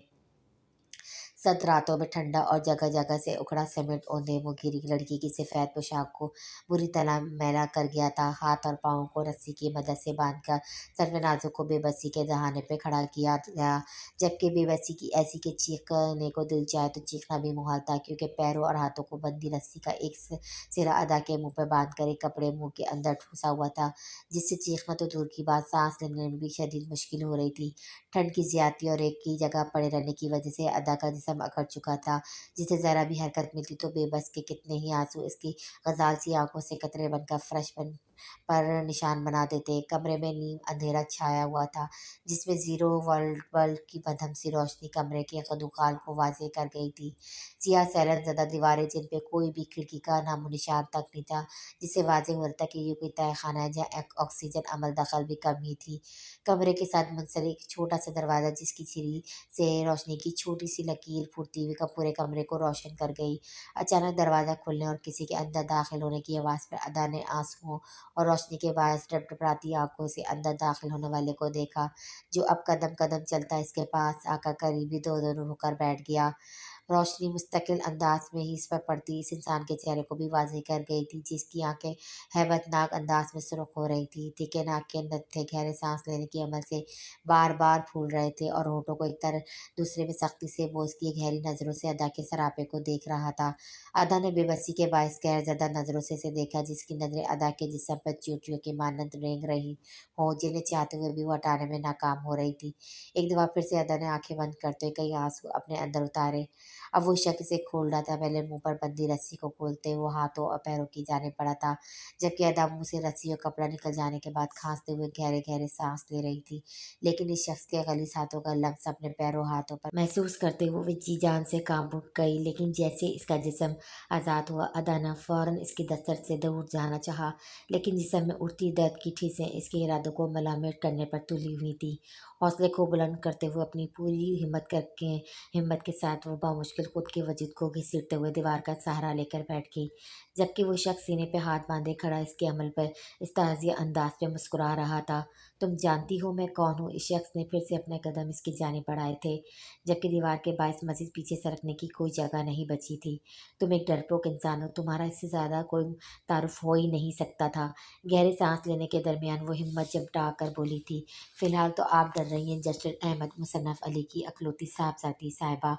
वो शख्स अदा के पास बैठकर बोला था, जिस पर अदा ने एक नफरत भरी नजर डालना भी गवारा ना किया। तुम जैसे कि मुंह लगना भी हम अपनी तौहीन समझते हैं। ओहो, इतने गुस्से में तो तुम और भी खूबसूरत लगती हो। खैर, मेरा नाम सरदार उमैर साई है। इसने अदा का चेहरा पकड़ते हुए अपना नाम बताया। दूर रहो हमसे, अगर हमें हाथ भी लगाए तो तुम्हारे लिए अच्छा नहीं होगा। अदा ने हकारत से इसका मजी हाथ झटकते हुए नफरत से कहा, अभी तो मैं हाथ लगाया, तब क्या करोगी जब तुम्हारा पूरा वजूद मेरी दस्तरस में होगा। उमैर के लहजे में इतनी सफाकियत थी कि अदा का नाजुक दिल जोर से धड़क उठा था। तो फिर हमारी भी बात सुन लें, खुद मरेंगे या तुम्हें मार डालेंगे। अदा को अपनी इज्जत बहुत अजीज थी, तभी अपना दफा करते हुए बोली, जस्टिस साहब, जैसा लहजा इनकी शख्सियत का तनताना तुम्हारे नाजुक सरापे में भी झलक रहा है। मैं मुतासिर हूँ, बहुत मुतासिर हुआ। असली खेल तो अब शुरू होगा, जो दोनों फराकीन को खेलने का मज़ा भी देगा। उमैर अपनी खबासियत अया करते हुए वहाँ से चला गया, जबकि आधा घंटों के गिर्द बाजू फैला बेबसी से हिचकियों समेत रोदी कल का मंजर इसकी आंखों के सामने लहराया था। निकाह की रस्म अख्ताम को पहुंचने के बाद सभी दूल्हा दुल्हन को साथ देकर फौरन इसकी जानिब मुबारकबाद देने को बढ़े थे, जबकि डिसेंट सी शख्सियत का मालिक असफंदर और साथ बैठी नाजुक सी खूबसूरत लड़की मुस्कुराकर मुबारकबाद वसूल कर रहे थे। जब असफंद की नज़र स्टेज से कुछ फासले में बैठी सफ़ेद फ्रॉक पहने मुनासिब सा तैयार हुए अदा पर पड़ी, जो पहली नज़र देखने पे किसी मोमी गुड़िया का गुमान पेश कर रही थी। सबसे मुबारकबाद वसूल करने के बाद असफंद ने अपने कदम अदा की जानिब बढ़ाए, जो असफंद को अपनी तरफ बढ़ता देखकर इसने अपने गिर्द नजर दौड़ाई तो अहमद साहब और मुमताज़ बेगम भी अपने अपने जानने वालों के साथ में गुफ्तगूफ थे, और मारूफ भी कई मेहमानों को अटेंड करते हुए न जाने कहाँ चली गई थी। कितनी बेमुरवत है आप अदा, ये आंखें माथे पे रख लिए, कम से कम निके की मुबारकबाद तो देने आ जाती। सफ़ेद कुर्ता पजामे के साथ रेड वास्कट पहने अपनी असली नरम लहजे में शिकवा के इजाफा करते हुए बोला, नहीं असद भाई, ऐसी कोई बात नहीं। वो दरअसल हम मारूफ को देख रहे थे, इसी के साथ आना चाह रहे थे, लेकिन अब वो गधे के सर से सींग की तरह गायब है। अदा ने इसकी नरमी और शकवा आमेज लहजे की वजह से मुस्कुरा कर न आने की वजह बताई। तो क्या मैं ये समझूं कि आपके सारे रिश्ते नाते प्यार मोहब्बत दोस्ती सिर्फ मारूफ से शुरू होकर मारूफ पर ख़त्म होती है? असद अब बाकायदा सीने पर बाजू बांध कर संजीदा लहजे में बोला, नहीं असद भाई, ऐसी कोई भी बात नहीं है जैसा आप सोच रहे हैं। वहाँ आपके इर्द गिर्द बहुत भीड़ थी तो सोचा बहुत थोड़ी कम होगी तो चले जाएंगे, और वैसे भी हमारी भाभी दूर से इतनी प्यारी लग रही हैं तो करीब से भी शदीद प्यारी होंगी। इनसे मुलाकात करते हुए ये भी बताना है कि सिर्फ मारूफ नहीं बल्कि हम भी इनकी नंद है। असद की संजीदगी पर अदा ने अब अपनी असली परेशानी बताते हुए साथ मुस्कुरा कर इसकी पेशानी पर बने बलों को कम करने के साथ साथ लबों पर एक मरतबा फिर से मुस्कुराहट लाने में कामयाब हुई थी।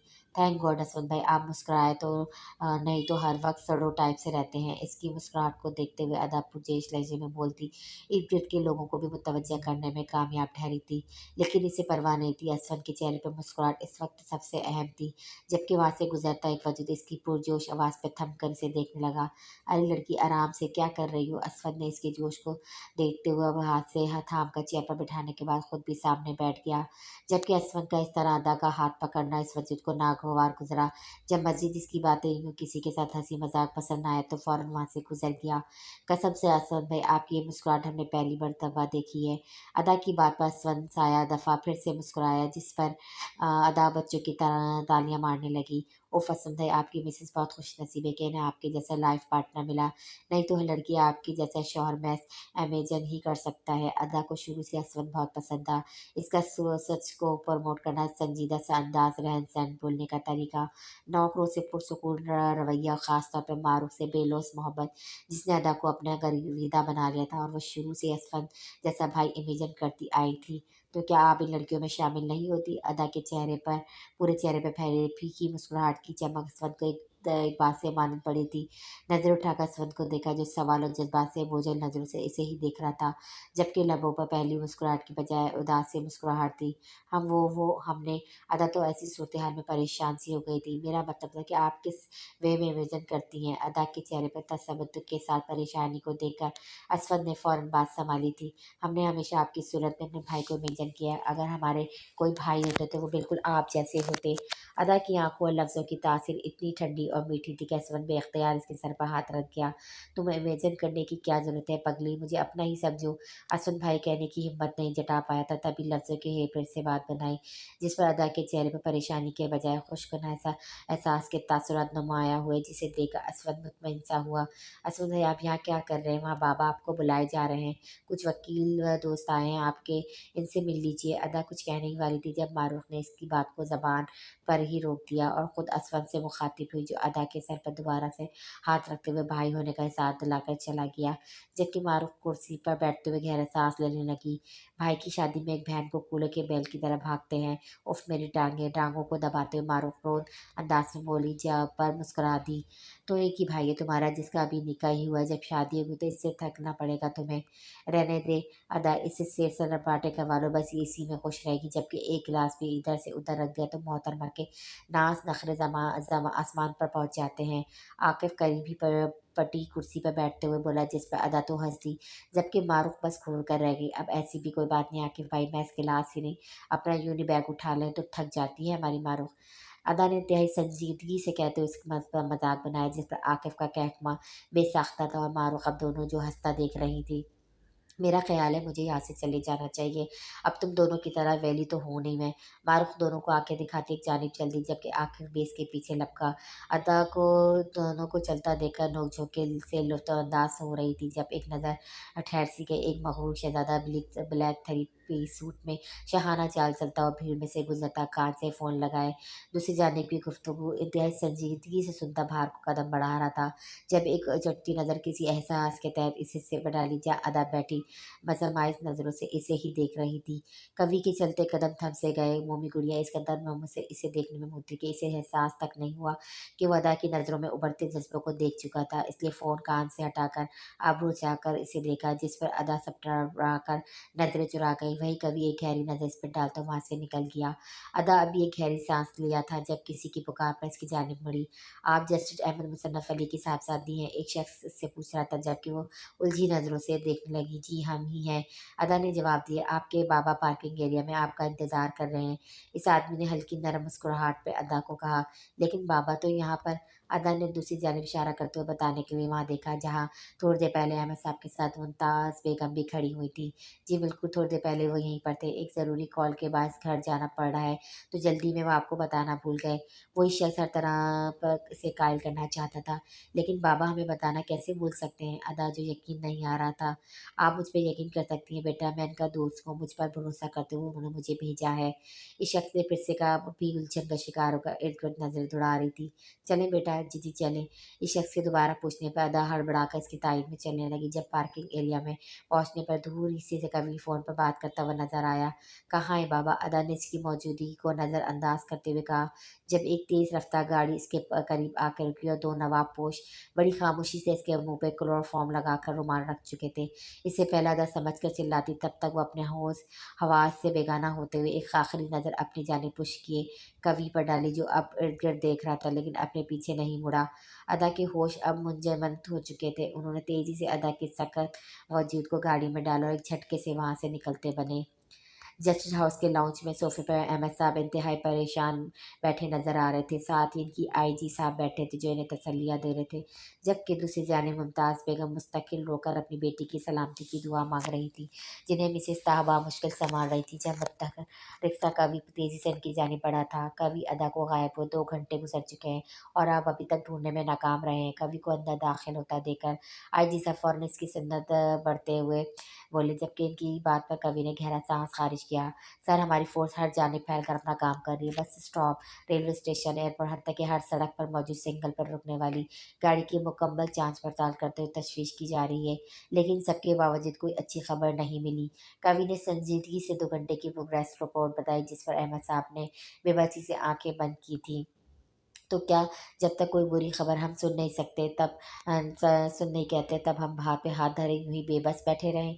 आईजी साहब अब गुस्से से बोल रहे थे जब असफर ने बाप की शाने पर हाथ रखते हुए उन्हें पुरसुकून रहने का इशारा किया, जबकि खुद वो कवि के साथ मुंह गुफ्तगू हुआ। सॉरी कवि, बाबा इस वक्त गुस्से में कुछ ज़्यादा ही भूल गए, लेकिन इनकी कंडीशन को समझने की कोशिश करना।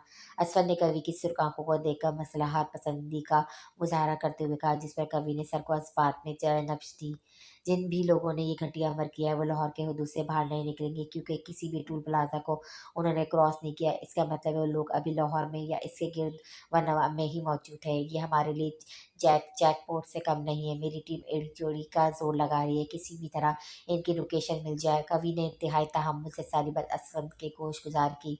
बिल्कुल, मैं आप पे पूरा यकीन रखता हूँ, आप अदा को सही सलामत ले आएंगे, लेकिन क्या इस सब के बारे में साइका को मालूम है? असफंद के सवाल पे कवि ने नवी में सर हिलाया। इसकी कंडीशन ऐसी नहीं कि इसे कुछ भी बताया जाए। पहले इसकी कंडीशन नॉर्मल लोगों जैसी हरगिज़ नहीं है। इस पे गनीमत ये बता दो तो न जाने हो क्या हो। इस सब का कसूर खुद को ठहराया, कवि ने इसे बचा बताते हुए कहा, जिस पर असफर ने समझते हुए सर हिलाया।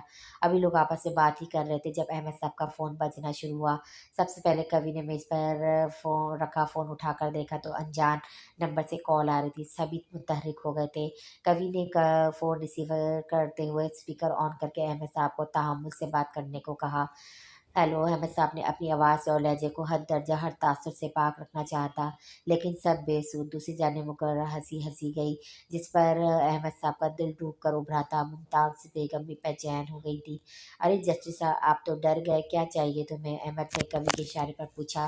जो चाहिए वो तो मुझे मिल ही जाएगा। अब दूसरी जानिब से कही बात पर कवि, असफंद और आईजी साहब भी पूरी तवज्जो से इसकी जानिब मुतवज्जा हुए थे। क्या गारंटी है कि मैं तुम्हारी बात मानूंगा? अहमद साहब ने ससराते लहजे में पूछा। मेरे पास गारंटी आपकी बेटी की सूरत में मौजूद है।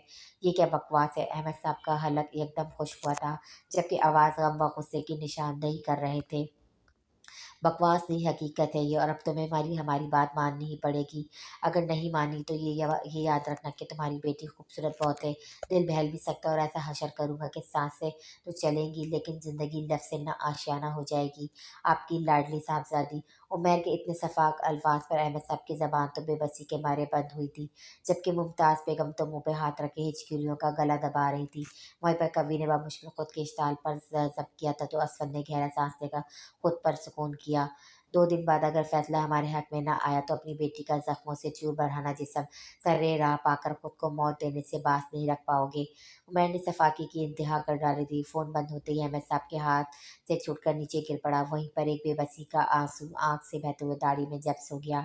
मुमताज़ बेगम को मिसिस ताहबा मुश्किल संभालते हुए कमरे में ले गई। असफन अहमद साहब के कदमों में बैठा इन्हें तसल्ली दे रहा था, और आईजी साहब इनके पास बैठे हुए थे। वहाँ पर मौजूद सिर्फ एक वजूद अपने दिल की तेज तेज तर होती धड़कनों को ना सिर्फ सुन रहा था, बल्कि अपने जिस्म के एक एक हिस्से में अजियत और इसराब के साथ एक अजीब सी बेचैनी महसूस कर रहा था, जो उसकी सांस तक लेने में दुश्वारी पैदा कर रही थी।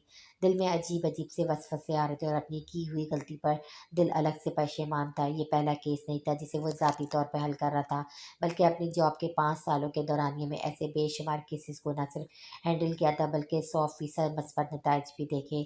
लेकिन इस केस में ऐसा पहली बार हुआ था कि ऐसा डर लग रहा था कि जिसकी वजह से इसे खुद भी समझ नहीं आ रही थी।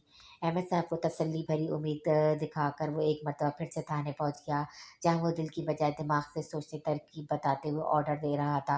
रात से सुबह हो गई थी, लेकिन अदा का कोई अता पता नहीं चल रहा था। कोई सुराग, कोई सिरा हाथ नहीं आ रहा था, लेकिन वो और इसकी टीम ना उम्मीद नहीं थे, क्योंकि अगर चोर चोरी करे, चाहे इसमें जितना मर्जी एक्सपर्ट हो क्यों ना हो, कोई ना कोई गलती ज़रूर करता है।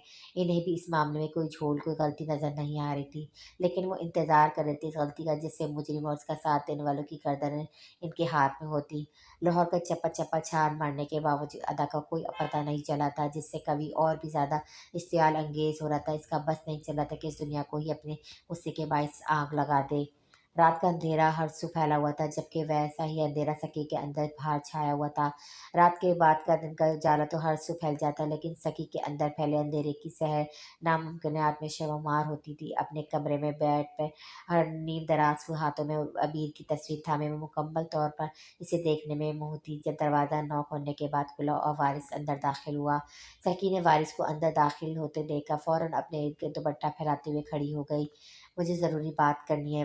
वारिस ने अपने आने की वजह बताई। मुझे कोई बात नहीं करनी, खुदारा आप यहाँ जाएँ यहाँ से। दरवाज़े का हैंडल थाम कर सकी ने दरवाज़ा खोल दिया।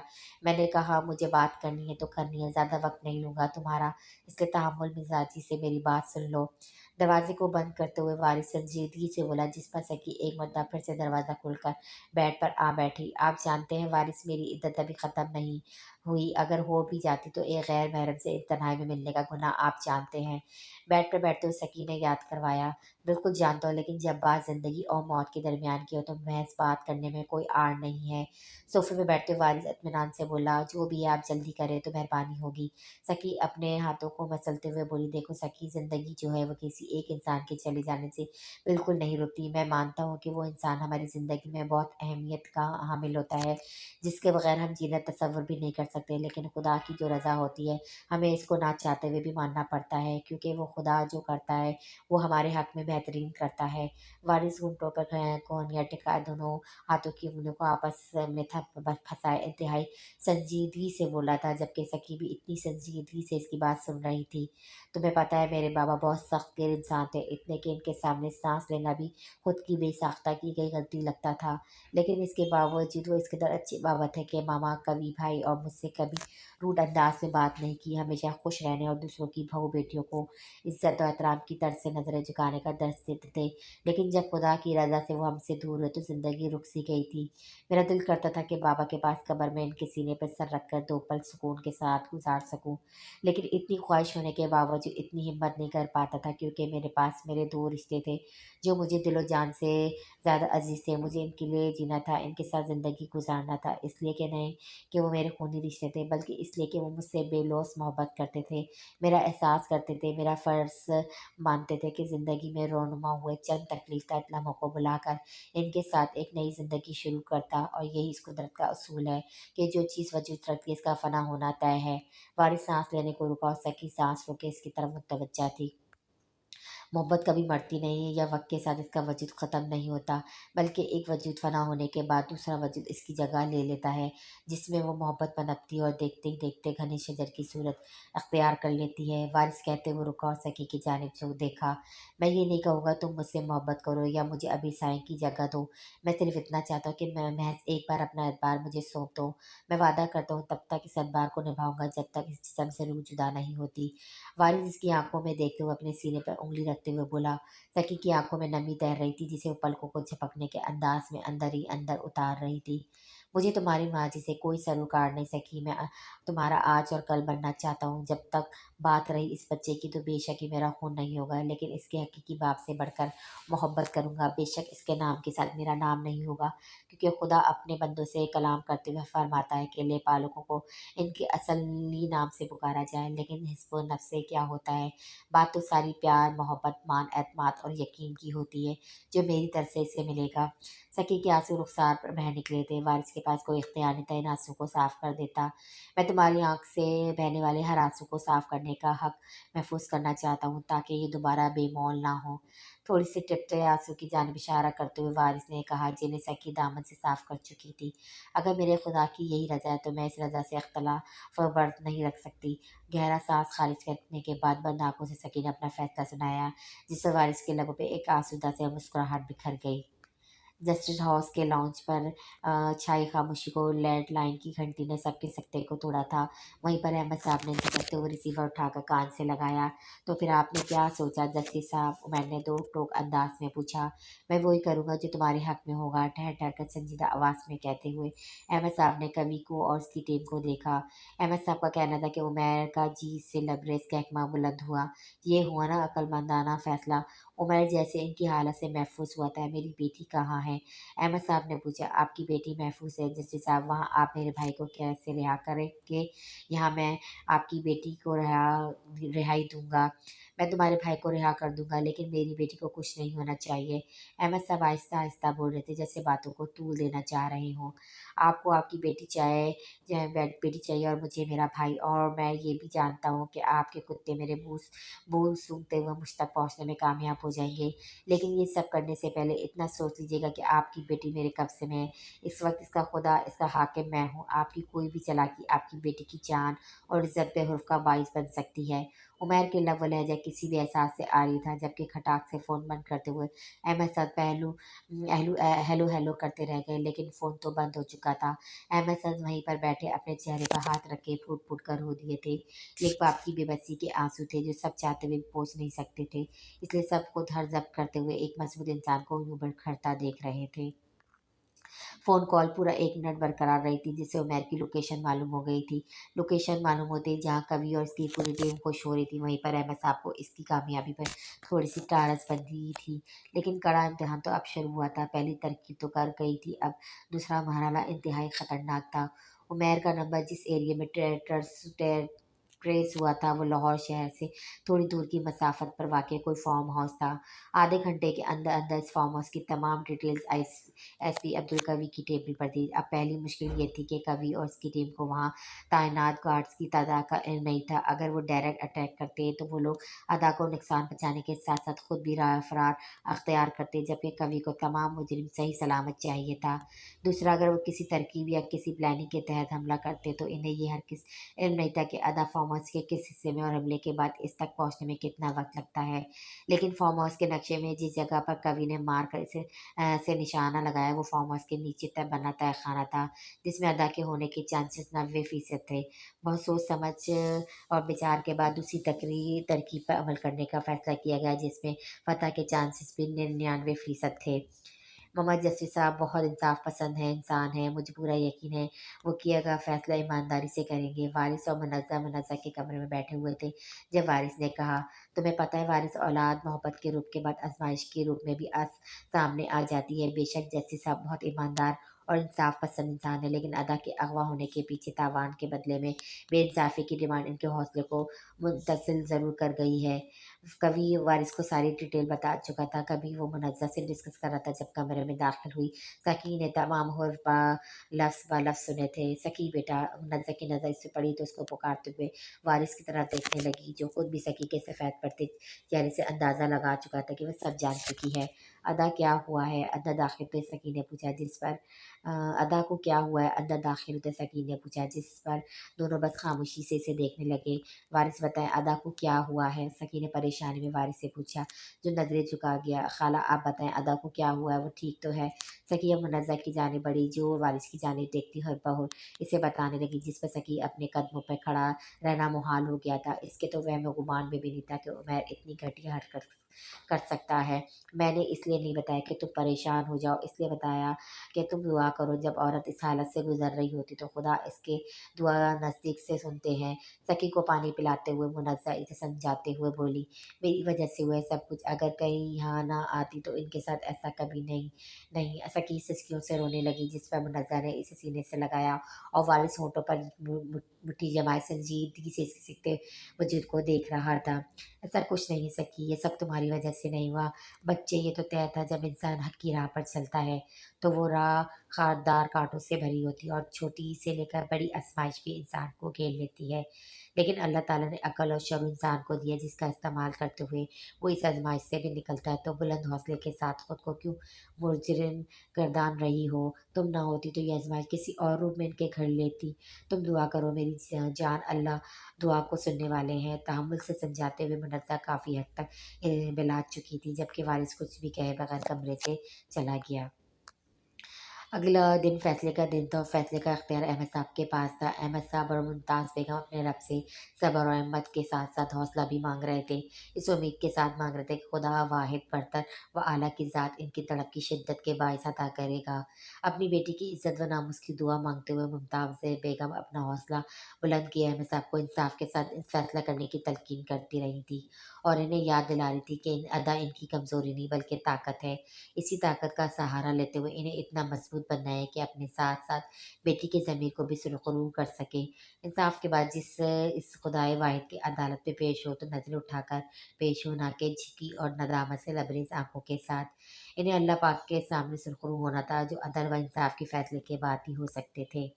एसपी अब्दुल कवी बज़ाहिर एक मजबूत और संजीदा और मिजाज शख्स अपने अंदर एक नरम दिल भी रखता था, जो चंद दिन पहले की गई गलत पर शर्मसार था कि वो क्यों अपनी लाडली के हाथों मार खा गया। जब एक जिम्मेदारी कबूल की तो इसे आखिरी सांस तक निभाना इसके फ़र्ज में शामिल था। बेशक वो अदा की हद दर्जा हिफाजत के लिए इसका एक मामूली सा ड्राइवर बनकर गया था, ताकि वह अहमद साहब के साथ इंसाफ का परचम बुलंद रखने में इनका साथ दे सके। अदा का मामूली सा ड्राइवर बनने और इसे करीब देखने से पहले तक वो अपना सिर्फ फ़र्ज़ निभाने इस जंग में शामिल हुआ था, लेकिन अदा को करीब से जानने परखने के बाद इसका दिल भी अदा की कुर्बत का ख़वा हुआ था। कैसे, ये खुद भी नहीं जानता था।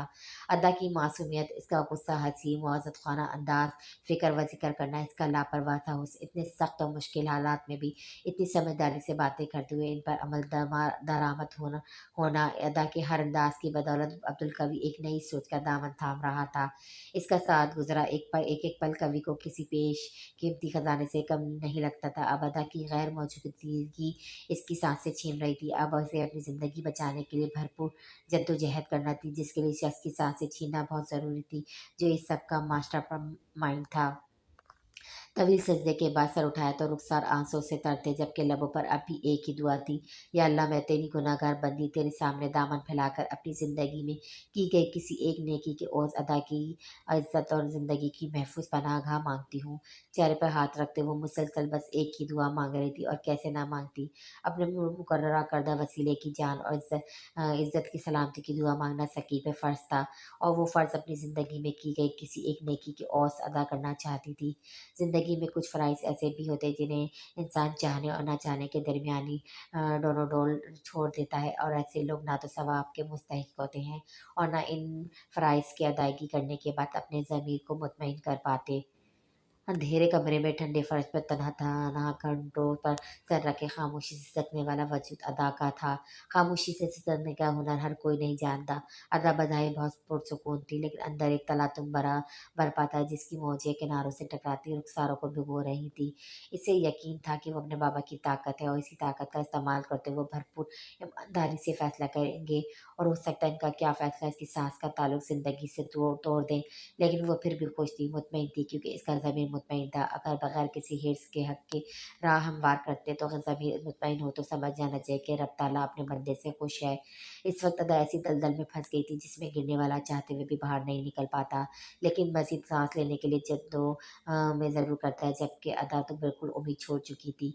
अपनी ज़िंदगी के सामने लहराते तारीख साए इस कदर डरावने दिखाई दे रहे थे कि जिनको अनदेखा करते हुए घुटनों में सर दे बैठी थी।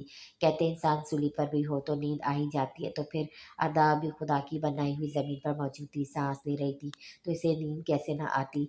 वो सोई थी इस उम्मीद के साथ कि सुबह का सूरज देखना इसके नसीब में नहीं था। इनके उनके मजबूत कदम अदालत की सीढ़ियाँ पार कर रहे थे। इनके कदमों से अंदाज़ा लगाया जा सकता था कि वो आज फिर से अपने मजबूत होने का सबूत पेश करने जा रहे थे। क्या नहीं था उनके कदमों में, जो मजबूती से उठ रहे थे, जोश, जज़्बा, हिम्मत, हौसला, इंसाफ करने के दीदा दिलगिरी।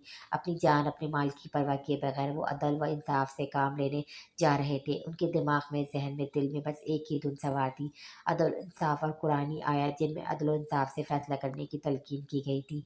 और जब तुम लोगों के दरमियान फ़ैसला करने लगोगे तो इंसाफ के साथ फ़ैसला करना। तुम्हारे दरमियान मुआहदा लिखने वाला इंसाफ के साथ लिखे। लाहौर से थोड़ी ही मसाफत पर बने फार्म हाउस के सिक्योरिटी गार्ड अपनी ड्यूटी पूरी ईमानदारी से निभा रहे थे।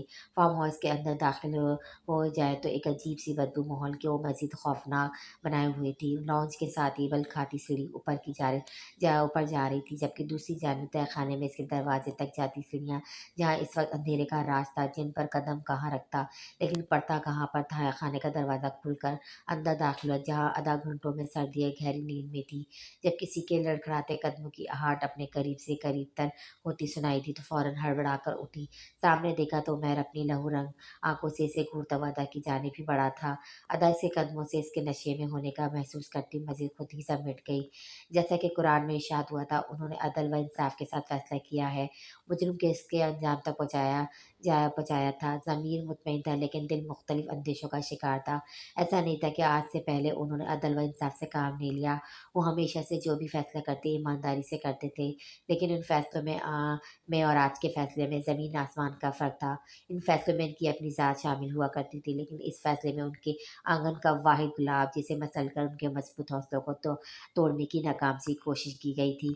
एसपी अब्दुल कवी और इनकी चाक व चौबन टीम का दस्ता फार्म हाउस को चारों जानिब से घेरे में लिए हमले के इशारे का इंतजार कर रहे थे। कवि खुद को हर तरह के हालात के लिए जहनी और जिस्मानी तौर पर तैयार कर चुका था, क्योंकि उमैर जैसे इंसान से किसी भी बात की तवक्को की जा सकती थी, लेकिन अंदर ही अंदर वो दिल हौले हौले लरजरा रहा था, जो किसी अनहोनी का संदेशा दे रहा था। गहरी सांस लेते हुए कान में लगे आले से आती आवाज़ ने से मुतहरिक करते हुए अपनी टीम के दस्ते को हमले का इशारा दिया था और बुलंद हौसले के साथ अंदर को बढ़े थे। उमैर के नशे की शिदत में मजीद इजाफा गुस्सा का लावा कर रहा था, जो किसी आतिशफिशा की तरह फटने को बेताब था। जबकि नशे में इंसान जंगली से भी बदतर होता है। तेरे बाप ने मेरे भाई को सज़ा सुना दी, इसका अंजाम तुझ जैसी गाली को भुगतना पड़ेगा। उमर ने लड़खड़ाते कदमों से ज़मीन पे गिरी नीम बेहोश अदा के बालों से पकड़ कर घसीटा तो इसके वजूद में हल्की सी जंबिश हुई। दर्द का बास बनी थी और जो अल्फाज इसे सुनने को मिले वो इसकी तकलीफ को भुला चुके थे। तुम जज जैसों के साथ यही होना चाहिए था। तुम्हारा भाई इसी लायक था। अदा ने नीम बेहोश हालत परवाह किए बगैर अपने लब व लहजे में दर्द के अंसर को जाहिर करते हुए फ़ख्र से कहा, जो सामने मौजूद दरिंदे को एक आँख न भाया। तभी एक सन्नाटेदार थप्पड़ इसके नरम रुखसार पे दे मारा, जहाँ पहले इसकी वहशत के निशान नक्श थे। मेरे भाई को तेरे बाप ने सज़ा सुना दी, पर तुझे कौन बचाएगा और मुझे कौन सज़ा देगा? उमर ने निढाल सी अदा पर एक मरतबा फिर से गिरफ्त मजबूत की, जबकि लहजा शैतानियत से लबरेज था। मत भूलो कि मेरे बाप से बड़ा इस कायनात का आदिल बैठा है, जिसके पास तुम जैसों के लिए कोई माफ़ी नहीं है। अदा ने नीलाखिर से वजूद में हिम्मत पैदा करते हुए अपने वजूद को इसके मजबूत गिरफ्त से आज़ाद करवाना चाहा था। मुझे कोई सज़ा नहीं दे सकता। तेरे बाप ने जो किया इसकी कीमत तुझे चुकानी पड़ेगी। तेरा वो हशर करूँगा। तेरी जैसी बेटियों को पैदा करने वाले माँ बाप के लिए सर उठाकर जीना मुश्किल हो जाएगा। फ़रौनियत को छूते हुए वो मुखलात बकता हुआ इस पर अपनी आहनी गिरफ्त मजबूत करता जा रहा था।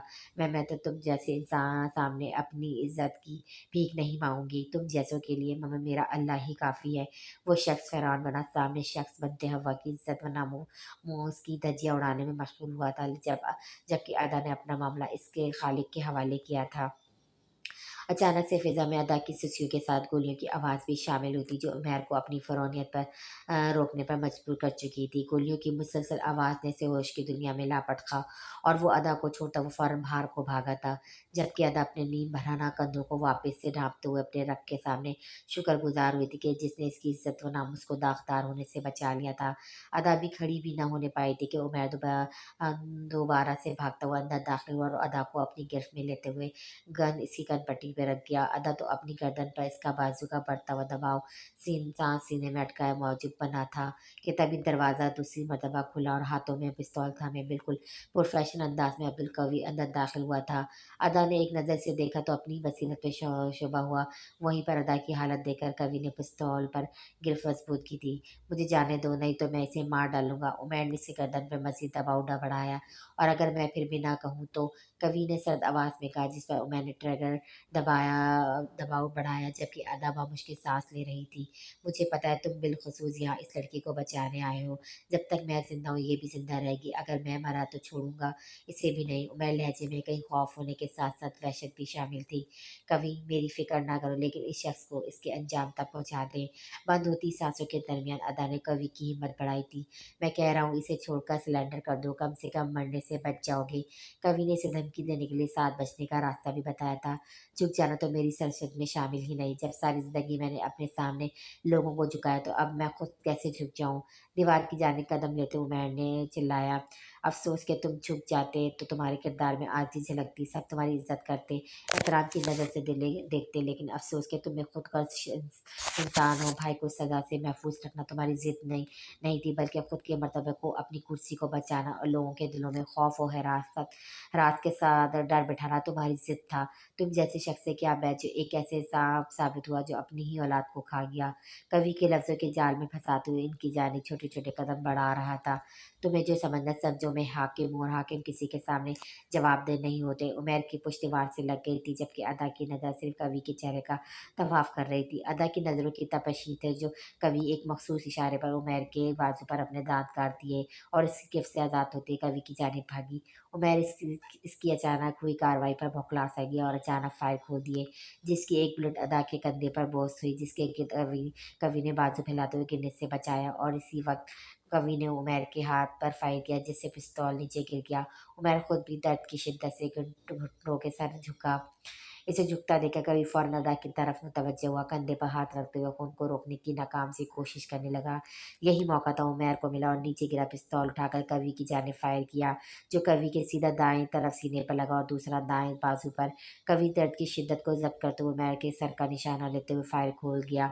एक गोली से फिरौन अपने अंजाम को पहुंचाता। तुम एक फिरौन हो और फिरौन हमेशा गर्क होते हैं खुदा के गैज़ व गदब से, इसके अताब से, और ऐसे गरक होते हैं कि दफनाए जाए तो ज़मीन उगल देती है, समंदर में फेंके जाए तो मौजें किनारों पर पटक देती हैं। इसे नीचे गिरता देखकर कवि दर्द के बाद इसकी फरौनियत के तनाने को ज़मीन पोस होता देखकर बोला और अदा के पास ही नीचे बैठा, जो तकलीफ के जेर असर नींद बेहोश थी। अदा एकदम एक हाथ सीने पे रखे दूसरे हाथ से अदा के चेहरे को थपथपाते उसे होश में लाने की कोशिश कर रहा था, जिसकी पलकों में चंबिश होने के बावजूद आँख खुलने के काबिल नहीं थी। जरा दर्द में जोड़कर आंखों में आं ठहरा था, जिसके बाद पतलियों में होती जंजीर साकित हुई थी, जिसे बेबसी से देखते हुए कवि की आंखें भी साकित हो गई थी। हवेली के सारे पूरे गांव में कोहराम बरपा था जब दो जवान लाशें गांव की हुदूद में दाखिल हुई। किसी के जबान पर तरहम भरे जुमले थे, किसी की जबान पर हवेली की बदकिस्मती पर इज़हार अफसोस, तो किसी की जबान पर शुक्र का कलमा था। लेकिन हवेली में मौजूद 3 जवान बेटियों की माँ हर हिस्से से सूरत लिए 2 जनाजों को देख रही थी, जिन्हें कुछ आदमी उठाए हवेली के सहन पर रखकर चले गए। इसी के साथ सबकी आ बका का शोर बुलंद हुआ तो बीबी सरकार अपनी मुलाजमा के सीने से चिपक गई, जो रोने के साथ साथ बीबी सरकार की पुष्प भी सला रही थी। हवेली की मकीनों की किस्मत तो देखो, एक अपने गुरूर की वजह से मरा और दूसरा बेगुनाह होते हुए मरा, तो तीसरा अपने किए जुल्म की बाइस हक। हाँ, अल्लाह ताला माफ़ करे बस। बीबी सरकार की समात एक औरत का इज़हार अफसोस सुनाई दिया तो हैरत से आंखें टटराते इन्हें देखने लगी। मुझे तो बीबी सरकार की किस्मत पर रोना आ रहा है। किस तरह वो लहजे में फ़ख्र समय कहती थी कि इनके बुढ़ापे का सहारा इनके 3 जवान बेटे हैं। हाय, अब वो बेटे ही नहीं रहे तो इन्हें कौन संभालेगा। एक और औरत नाक पर कपड़ा रखे बेबी सरकार की जानिब इशारा करते हुए बोली। बीबी सरकार हैरत से इन्हें देखती तो कभी इन 2 जनाजों को जो इनके बुढ़ापे का सहारा थे। जब बीबी सरकार के पास एक आदमी अदब से सर झुका कर बोला, बीबी सरकार, मैयतों को ज़्यादा देर रखना इनके जख्मों से चोर जिस्मों के लिए मौजू नहीं है, इसलिए इजाज़त दें। बीबी सरकार तो बस हैरत से ऐसे ही देख रही थी। जब कोई भी जवाब न मिला तो वो शख्स चला गया और थोड़ी देर के बाद जनाजों को उठाकर आखिरी आरामगाह को जानिब चल दिए। एक मरतबा फिर से आवा बका और बैन गूंज उठे थे। हर कोई बीबी सरकार के सीने से लग तो इन्हें पुरसा देता रहा, लेकिन वो ब्लैंक माइंड के साथ देखती और सुनती रही। सबको रोता देखकर बीबी सरकार आहिस्ता से उठी और सबकी नज़र से बचती बचाती किचन का रुख कर गई। किचन में किसी को भी ना पाकर काउंटर पर रखी छुरी को देखकर आंखों में मखसूस सी चमक दर आई। छुरी को पकड़कर एक के बाद एक बार अपने हाथों कलाइयों पर करती वो खून में लथपथ हुई। मीठे से दर्द के साथ वो मुसलसल कहक लगाते हुए अपने ही खून को बहता देख रही थी। इतने दिनों की कोशिश में आज वो कामयाब हो ही गई थी। कहक में एकदम से थम गए थे, जबकि इनकी जगह गरियाजारी ने ले ली थी। बदकिस्मती, हाय मेरी बदकिस्मती, मैं बदकिस्मत माँ, लोगों ने मुझे देखो, मैं हूँ बदकिस्मत माँ। सीना गोपी करती हुई चीख रही थी, जो बाहर आते शोर में कहीं दब सी गई थी। इसी शोर तरफ भरे अल्फाज हमदर्दी से लबरेज चेहरे और अफसोस सी बीबी सरकार को खाक कर गए थे। जैसी हवेली की किस्मत इसके मक्किनों का गुरूर का खाक कर गया था, और बेशक जुल्म की इब्तिदा भी खाक और अंजाम पे फना। लाहौर का मशहूर मैरिज हॉल रात के वक्त बहुत सी पीली लाइट से सजा हुआ था। बरकी कैक में रोशनी बख्शते हर एक देखने वाले की नज़र को असीर कर रहे थे। इसी में मैरी हॉल के अंदर वसी हॉल रेड और वाइट कलर के फूलों के साथ खूबसूरती से सजाया हुआ था। स्टेज पर बैठी दो जोड़ियां इस वक्त निकाह के बंधन में बन चुकी थी, जबकि दूल्हे हर आने वाले से मुबारकबाद वसूल करते मुस्कुरा रहे थे, जबकि दुल्हन ने खूबसूरती से किए गए लाइट से मेकअप में चौदहवीं की चांद की मानंद चमक रही थी, जिस पर गनीमत लाल रंग से रंगे खूबसूरत होठों पर मुस्कुराहट ने इनके हुस्न को दो आसा बना दिया था। वाह भाई, आज तो चाँद ज़मीन पर उतर आए हैं। असफर, मारूख और आकिब स्टेज पर आते हुए एक साथ बोले थे, जिस पर अदा और वारिस मुस्कुरा दिए थे। असफर ने अदा को मुस्कुराता देखकर भरपूर अंदाज में मुस्कुरा दिया, लेकिन चाँद तो आसमान पर खूबसूरत लगता है ना? नहीं, वारिस ने अपने साथ बैठी सखी की जानिब देखते हुए सवाल किया, जो सर झुकाए खामोश बैठी थी। तो वारिस, फिर तुम्हें कहना चाहिए कि चाँद मेरी दस्तरस में है। कवि कहा जो पीछे रहने वाला था, तभी वारिस को तंग करने के लिए बोला, कवि भाई आप तो रहने दें, चाँद का नाम आपके नाम के साथ जुड़ा ज़रूर है, लेकिन वो अभी भी आपकी दस्तरस में नहीं है आया। मारूख ने कांच की गुड़िया की मानद सजी अदा को देखते हुए कहा, जो इसकी बातों में मुस्कुराहट दबाए कवि को देखने लगी। मेरे भाई, जख्मों पर नमक पाशी ना करो, मारूख तुम्हारा चाँद भी तुम्हें हसरत से देखता है। वारिस ने तब बदतेजी की नुमाइश करते हुए आकिफ की जानिब इशारा करते हुए कहा, जो इसकी बात पर मुस्कुरा दिया। वहीं पर मारो गुलनार हो हुई थी। वारिस इसे तंग ना करें, शुक्र का कलमा तो आपको पढ़ना चाहिए। कितने पापड़ बेले हैं, क्या भूल गए? अदा को कहाँ बर्दाश्त थी अपनी दोस्त का शर्म से सुर्ख पड़ता चेहरा, तभी बोल पड़ी, जिस पर सबका मुश्तरका कैकमा बुलंद हुआ। सब लोग कैसे कैक में लगा रहे हैं, मानना कुछ ख्याल है कि वो खौफजदा होकर रोने लग जाएगी। सकी की गोद में मौजूद दो माँ के खूबसूरत और गोल मोटोल से अब्दुल मनान के चेहरे को जाविये कहकमे के बाइस पूरी तरह बिगड़े थे, जिस पर सभी इसके जाने मुतवज्जो हुए, तो अब्दुल मनान होठों को बाहर निकाले रोने लगा। ओ मेरा बेटा, सब बहुत गंदे हैं ना, बेबी को नींद से डिस्टर्ब कर दिया। सकी की गोद से मानी को लेते हुए वारिस प्यार से बोला, और मानी के चेहरे पे जा बजा मोहब्बत के लफ्ज छोड़ने लगा। वो भी वारिस की गोद में आते ही आंखें टपटाते हुआ खामोशी सा सबको घूरने लगा। मुझे बाप जैसा रोंदो लगता है, क्यों सकी, ऐसा ही है ना? मारूफ ने मानी को देखकर सकी से कहा, तो सकी ने वारिस की जानिब देखा, जो मुस्कुराती नजरों से ऐसे ही से ही देख रहा था। मानी के साथ गुजरे 2 महीनों में ही वो वारिस के साथ इस हद तक अटैच हो गया था कि जब तक वारिस न पकड़ ले तब तक चैन नहीं मिलता था। ऐसा भी तो हो सकता है कि वो अपनी माँ पर गया हो। सकी ने मारूफ को देखकर कहा, हाँ हो सकता है। मारूफ के साथ अदा और कवि ने भी ताइदी अंदाज में सर हिलाया। वैसे सकी, एक अजीब बात है, तुम्हारा ड्राइवर अब्दुल कहीं नजर नहीं आ रहा। पिछले कुछ महीनों से मारूफ के सवाल पर अदा और कवि ने एक दूसरे को देखा। वो गवर्नमेंट के तौर पर हमारी हिफाजत के लिए तैयार थे। गवर्नमेंट का मुआहदा ख़त्म हुआ तो हिफाजत भी ख़त्म। अदा के लब मुस्कुराहट को बामुश्किल दबाने में नाकाम हो रहे थे, जबकि सब लोगों की नज़रें इस पर जमी हुई थी। जो भी है, लेकिन वो था बड़ा क्यूट सा, यानी एक बंदे की महज आंखें इतनी सहरंगेज हो सकती हैं, किसी को एक नज़र भर कर देख ले तो सामने वाला ताउम्र ताशना ना रहे। मारूफ के लव लहजे में अब्दुल की सहर अंगेज आंखों का जादू सा था। ओ हेलो मोहतरमा, मुझ पर भी कभी नज़र डाल लिया करें, मेरी भी खूबसूरत आंखें हैं। आकिफ ने इसका कंधा थपथपा कर कहा, इतनी जेलसी, मैं तो कॉमन सी बात कर रही हूँ। मारूख ने शहर से होते हुए आज़ाद होते हुए कहा, जिस पर वो लोग मुस्कुरा दिए। आप फिक्र ना करें मारूख, आपकी दोस्त की हिफाजत का मुस्तकिल तौर पर जिम्मे मैंने ले लिया है। अब इनकी हिफाजत मैं करूँगा। अदा को नज़रों के हिसार में रखते हुए कवि ने कहा, जिस पर सब एक मरतबा फिर से मुस्कुरा दिए। इसी के साथ दोनों जोड़ियाँ फ़ोटोशूट के लिए चली गई। पहले वारिस और सकी का फ़ोटोशूट हुआ, इसके बाद अदा और कवि का। मैम, सर के दाएं जानिब कंधे पर हाथ रखे फोटोग्राफर ने अदा से कहा। जब यकदम अदा ने हाथ कवि के कंधे पर रखा तो दर्द की ठेस कंधे से होती हुई पूरे जिस्म में सरायत कर गई, जिसके साथ ही कवि दर्द को होठों तले दबा गया। इस वाक़ये को गुजरे 3 माह हो गए थे। जख्म बज़ाहिर तो भर गए थे, लेकिन दर्द अभी भी था। ओह सॉरी, हम भूल गए, आपको यहाँ चोट लगी है। अदा ने फ़ौरन हाथ पीछे करते हुए शर्मिंदा अंदाज में कहा, जिस पर कवि ने इसका हाथ थमकर नरमी से कंधे पर रखा। कोई बात नहीं, अनजाने में हुआ है, कवि ने नरमी से कहा। जब अदा भी मुस्कुराहट मुस्कुराहट को दबा गई। फोटोग्राफर ने मुख्तलिफ पोस्ट बनाने की हिदायत कर रहा था। वैसे एक बात है, कवि के हाथ से अपना हाथ निकाल कर दुपट्टा दुरुस्त करते हुए अदा ने इसकी जानिब देखा। आप मेरी सोच से भी ज़्यादा खूबसूरत हैं। कवि के लहजे में खूबसूरत जज्बा अदा के रुखसार गुलनार कर गया। वैसे वारिस दुरुस्त कहता है, चाँद को मेरी दस्तर में ही होना चाहिए, नहीं? इसका दुपट्टा सिरे से थाम कर कवि ने इसकी आंखों में देखा। अपनी बातों और लहजे से इस वक्त कहीं से भी खुड़ू-खुड़ू सा पुलिस ऑफिसर नहीं लग रहा था। जब तक हमारी पढ़ाई मुकम्मल ना हो जाए तब तक आप हमारी रुखसती नहीं करवाएँगे। शायद ऐसा कुछ कहा था आपने।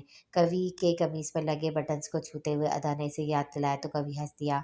इसकी मुस्कुराहट में पोशीदा जज़्बात अदा को भी मुस्कुराने पे मजबूर कर गए थे। कहा तो था, लेकिन मोहब्बत महरम बन जाए तो फासले रकीब से लगते हैं। क्या ऐसा ही है? कवि ने जवाब के साथ सवाल भी किया। मोहब्बत में दूरी शर्त तो नहीं, लेकिन हिजर की दूरी में जो लज़्ज़त पोशीदा है वो असल वसल के लम्हों की चाशनी में मिठास घोल देती है। अदा के लफ्ज़ों के मायने में पनाह इज़हार को महसूस करते हुए कवि के लबों पे भरपूर भरपूर मुस्कुराहट ने अता किया। हिजर इतना भी ना हो कि इसका ज़हर हड्डियों में सरायत कर जाए और वसल की चाशनी भी मानंद पड़ जाए। वारिस कहता है कि मोहब्बत इंसान को बेबस और खुद पर से इख्तियार का खात्मा कर देती है, क्योंकि वो अपनी ज़ात का इख्तियार अपने महबूब को देता है। कवि इसकी समात में रस घोलता हुआ फोटोग्राफर को हाथ के इशारे से बस करता हुआ बाहर निकल गया, जबकि अदा भी सरशार सी मुस्कुराहट के संग अपने कुबरू शौहर को देख रही थी, जिसकी मोहब्बत की महज ये शुरुआत थी जो लम्हा ब लम्हा शिद्दत अख्तियार करती जा रही थी। बेशक इसके बाप ने एक खूबसूरत शख्स का चुनाव किया था, जो अपनी जान से बढ़कर इसकी हिफाजत करता, मोहब्बत देता और इसका एहतराम करता। अदा ने बेख्तियार अपने रब का शुक्र अदा किया था, और इन सबको मुस्कुराता देखकर दूर से ही मुमताज़ बेगम, अहमद साहब और मुनज़्ज़ा भी अपने बच्चों की खुशियों पे मुस्कुरा दिए और अपने रब के शुक्रगुज़ार बंदों में शामिल हुए। क्लिक की आवाज़ के साथ कमरे का दरवाज़ा खुला और इसी के साथ सक्की की चूड़ियाँ उतारते हाथ भी थम से गए। यकदम लरज़ते हाथों की लर्ज़िश पर काबू करते हुए चूड़ियाँ उतारने में महू रही। हत्ता कि वारिस का अक्स सामने सिंगार में इसके आईने में देखकर भी मोहियत में खलल रोनुमा ना कर सकी। इधर देखो, वारिस की बात पे सकी ने इसकी तरफ सवालिया नज़रों से देखा, जो इसके चेहरे पे कुछ तलाश रहा था। क्या हुआ? सकी के सवाल पर वारिस अपने होठों पर उँगली रखते हुए चाँचती नज़रों से इसे देखने लगा। कुछ ढूँढ रहा हूँ, वारिस के कहने पे सकी के लब मुस्कुराहट में ढले। अच्छा क्या? मुस्कुराहट दबाए इसने सवाल किया। मैंने सुना है मशरक़ की दुल्हनों को, खासकर देहात में रहने वाली लड़कियाँ, अपने दूल्हों से बहुत शर्माती हैं, जिनसे इनके रुखसार सुर्ख हो जाते हैं। वारिस की अजीब सी बात पे सकी की आंखों में भी उलझन दर आई थी। दुल्हन तो दुल्हन होती है, चाहे वो देहात से हो या मशरक़ी या गोरी। शर्म है, आ ही जाती है, सकी ने उलझन से कहा। तो तुम्हें क्यों नहीं आ रही शर्म? और तुम्हारे रुखसार क्यों सुर्ख नहीं हो रहे? इसकी बात पर सकी ने बेख्तियार से देखा। बोलो, वारिस ने बोलने पर हर मजबूर किया। ऐसे थोड़ी ना आती है शर्म, सकी ने फौरन से कहा। फिर कैसे आती है? इसकी जल्दबाजी पर वारिस महफूज सा हुआ था, जब इसका शर्म से नजरें झुकाना देखा। मुझे नहीं पता, अपना रुख मोड़कर कहते हुए सकी घबरा उठी थी। फिर किसे पता है? इसके कंधों पर अपने दोनों बाजू का हल्का बनाते हुए वारिस शरीर हुआ। मुझे नहीं, वो सकी की परेशानी पसीने से तर हुई, जिसे देखकर वारिस खिलकर मुस्कुराया। तुम्हें पता है सकी, तुम मेरे रब की तरफ से अता की गई खूबसूरत नेमत हो, जिसका शुक्र मैं जितना अदा करूँ कम है। इसका सर सीने पर रखे वारिस मोहब्बत से बोला। मेरी ज़िंदगी में वो कदरो मंजिलत है जो जोया की भी नहीं थी। वारिस मुस्कुराहट देकर दबा कर बोला, जब सकी ने जोया के नाम पर सर उठाकर इसे देखा। जोया कौन है? सकी ने आंखें छूटी किए सवाल किया।